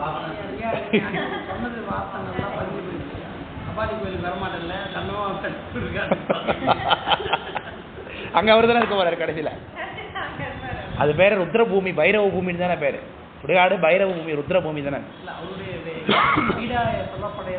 கோயில் சுடுகாடு கொள்புளித்தோல் நல்லாடை. அதனால காணிடை நட்டமாடும் கண்ணுதல் தொண்டர்னு தானே சொல்லுது பெரிய புராணம். அப்போ பாடி இடையும் மனம் தனக்கு தெரிவை தெரியாமல் எங்க போறது, போக்கு வரவு கதி இல்லாது, கதி கடைசியில கதி இல்லாததுலாம் எங்க போய் அவனுக்கு கடைசியா சாமி கிட்ட தான் போகணும். ஆதியன் ஆதிரையன் அனலாடிய சோதியன் சொற்பொருளான் சுருங்காமரை நான்கினையும் போதியன் உம்பர் தங்கோன் உலகுக்கொரு உலகில் உள் எவ்வுயிர்க்கும் நாதியன் நம்பெருமான் மெய்யது நனி பள்ளியதே நனிப்பள்ளி தேவாரம் சுந்தரமுசாமி தேவாரம். உலகத்தில் உள்ள எவ்வுயிர்க்கும் நாதியன், எல்லா உயிருக்கும் நாதியாக கடைசியில் போய் அடையிறது அதுதான், வேற வழி கிடையாது. கடவுளே இல்லை கடவுளே இல்லைன்னு சொன்னாலும் கடவுளெல்லாம் நம்ப மாட்டான்ப்பா. அவன் வாழ்க்கையில் அவங்க அம்மாவுக்கு ஏதாவது ஒன்று ஆயிருக்கும். அம்மா இருந்தால் தான் வாழ்க்கைன்னு அவனுக்கு இருக்கும். இப்போ அம்மா கொண்டு போய் ஹாஸ்பிட்டல் சேர்த்துருப்பான். கடவுள் அது வரைக்கும் போடாதான் ஹாஸ்பிட்டல் வாசல் வச்சிருக்க பிள்ளையாரை பார்த்து எப்படியாவது எங்கள் அம்மாவை காப்பாற்றிருப்பான். இப்போ வேற வழி என்ன பண்ண முடியும்? இப்போ நீ இருக்கியே இல்லையா எனக்கு தெரியாதே கும்பிடுனா கடைசியில் வந்து அவனை யாராக இருந்தாலும் சாமியை கும்பிட்டு தான் தீராக வேண்டும். இல்லாமல் கிடையாது, கிடையவே கிடையாது. அவனுடைய அறியாமை தான், அறியாமையினாலே சாமியில்னு சொல்லி கொண்டிருக்கிறான். அவனுக்கு பாதிப்பு வரும்பொழுது தான் தெரியும், பாதிப்பு வரும்பொழுது அதை உணர்வான். அதை சொல்லுகிறார், வாடி கிடைக்கும் மனம் தனக்கு நாடி அது போன வழி வழி போகும் பொந்திக்கும். அப்படி போன வழி போகும், ஏதாவது வழியில் போவோம், வேற வழியில் அப்படின்னு சொல்லி போகிற வழி போன வழிக்கு போகும் பொந்திக்கும். பொந்தியுடன் ஆனாதிரல் ஆறு அகந்தைக்கும். இந்த அகந்தை இருக்குது. அப்போ கூட அது இந்த இது எம்ஆர் ராதா ஒரு படம் நடிச்சிட்டு பார்த்துருக்கீங்களா? ரத்த கண்டீர்னு. அதில் வந்து சென்னையில் உட்காந்துருப்பார். சென்னையில் உட்காந்துக்கிட்டு போடுறதான் போடுறேன், ஒரு கரிசவரை போடக்கூடாதான் இல்லையா, பிச்சை போடுறாரு. குட்டரகம் வந்து உட்காந்துக்கிட்டு அவர் எஸ்.எஸ். சந்திரன் நினைக்கிறேன், எஸ்.எஸ். ராஜனா சந்திரன் யார், அவர்கிட்ட போடுறதான் போடுறேன், ஒரு கரிசவராக போடக்கூடாதா அப்படின்னு. இல்லைப்பா நாங்கள் வந்து ஜீவகாருண்ய கட்சி, அது இல்லைப்பா ஜீவகாருண்ய கட்சி மாதிரி உட்காந்துக்கிட்டு இந்த உயிர்கள்லாம் கொல்லக்கூடாது, மாம்சம் சாப்பிடக்கூடாதுங்கிறது அதுக்கு ஒரு கட்சியாடா அப்படி. மாமனார் அனுஷ்டானம் பண்ணிட்டு உட்காந்துருப்பாரு, வீட்டில் வந்து சுண்ணம் பண்ணிக்கிற வேலை. அதே எம்ஆர் ராதா தான் தெய்வம் படத்துல நடிச்சவர். எல்லாருக்கும் அது உண்டு. கண்டிப்பாக அது ஏன்டா திருவண்ணாமலையை மட்டும், திருவண்ணாமலையில் எழுந்தா மட்டும் ஏன்டா அரகர ஆகிற, அது அக்னி பகவான் மாவா. அதனால போன வழி போகும் புத்திக்கும் புத்தியோட ஆனதிரல்தே அகந்தைக்கு அந்த நிலையில கூட, அழிந்த நிலையில கூட அகந்தை போவாது உயிருக்கு. அதுக்காக சொல்ல வரேன், அது உதாரணம் தானே. அப்போ கூட அவன் கேட்கறான், ஜீவகாரணி இங்கிறது பிச்சை, உனக்கு என்ன கேள்வி போதில்ல இல்லையா? அதனால ஆனதிரல் ஆறு அகந்தைக்கும் மேனி அயர அழிய அழியும் உயிரின் துயரம். இத்தனை துயரமும் நான் மட்டும் கொண்டு தான் இருக்கும். அந்த நந்தனம் எத்தனை இன்பம். பாரதியார் சொன்னார், எத்தனை கோடி இன்பங்கள் வைத்தா எங்கள் இறைவான்னு சொன்னார். நமக்கு அப்படியா இருக்குப்பா? நம்ம பாடல எத்தனை கோடி துன்பங்கள் வைத்தா இறைவான் தான் பாடலும் பழம்பா. அப்படிதான் இருக்கு. அல்லல் பிறவின்னு தான் சொல்லுகிறார். அதை அல்லல் பிறவி அறுப்பானே ஓ என்றுன்னு அதை சொல்லுகிறார். அல்லல் பிறவி அறுப்பானே ஓன்னு கூப்பிட சொல்றாரு தாவே. அப்போ அது வராரான்னு பார்க்கணும். இந்த பிறவிக்கிறது அயரன்னு தெளிய வச்சு அடிக்கிறதுன்னு அர்த்தம். அயர அழிய அழியும். தெளிய வச்ச உடனே புத்தி வந்துருமா? அடித்தா இல்லை, திரும்பியும் தப்பு தான் பண்ணோம். உயிர் அழியும் உயிரின் துயரம் குறைய அப்படின்று சொல்லுகிறார். நம்ம அதை நிறைவு பண்ணிக்குமா வகுப்ப? 1.5 மணி நேரம் பேசுறேன். 7:30 மணிக்கு முடிக்க முடிவு பண்ணோமே. இன்னும் ஒரு 10 நிமிஷம் பார்க்கலாமா? சரி போதும், இதோ நிறுத்துவோம். உயிரும் திரையும் உயிரை. அப்போ உயிரின் துயரம் என்னங்கிறத அடுத்த பகுதியில் பேச போகிறார். அது என்னங்கிறத அடுத்த வகுப்பில் பேசுவோம் என்று சொல்லிக்கொண்டு நிறைவு செய்துகிறோம். மூர்த்தி எல்லாம் வாழி எங்கள் மோனபுர வாழியல் வார்த்தை என்ற மொழி அன்பர் வாழி பரவாயில்லை சம்பளம். இப்போ நாளைக்கு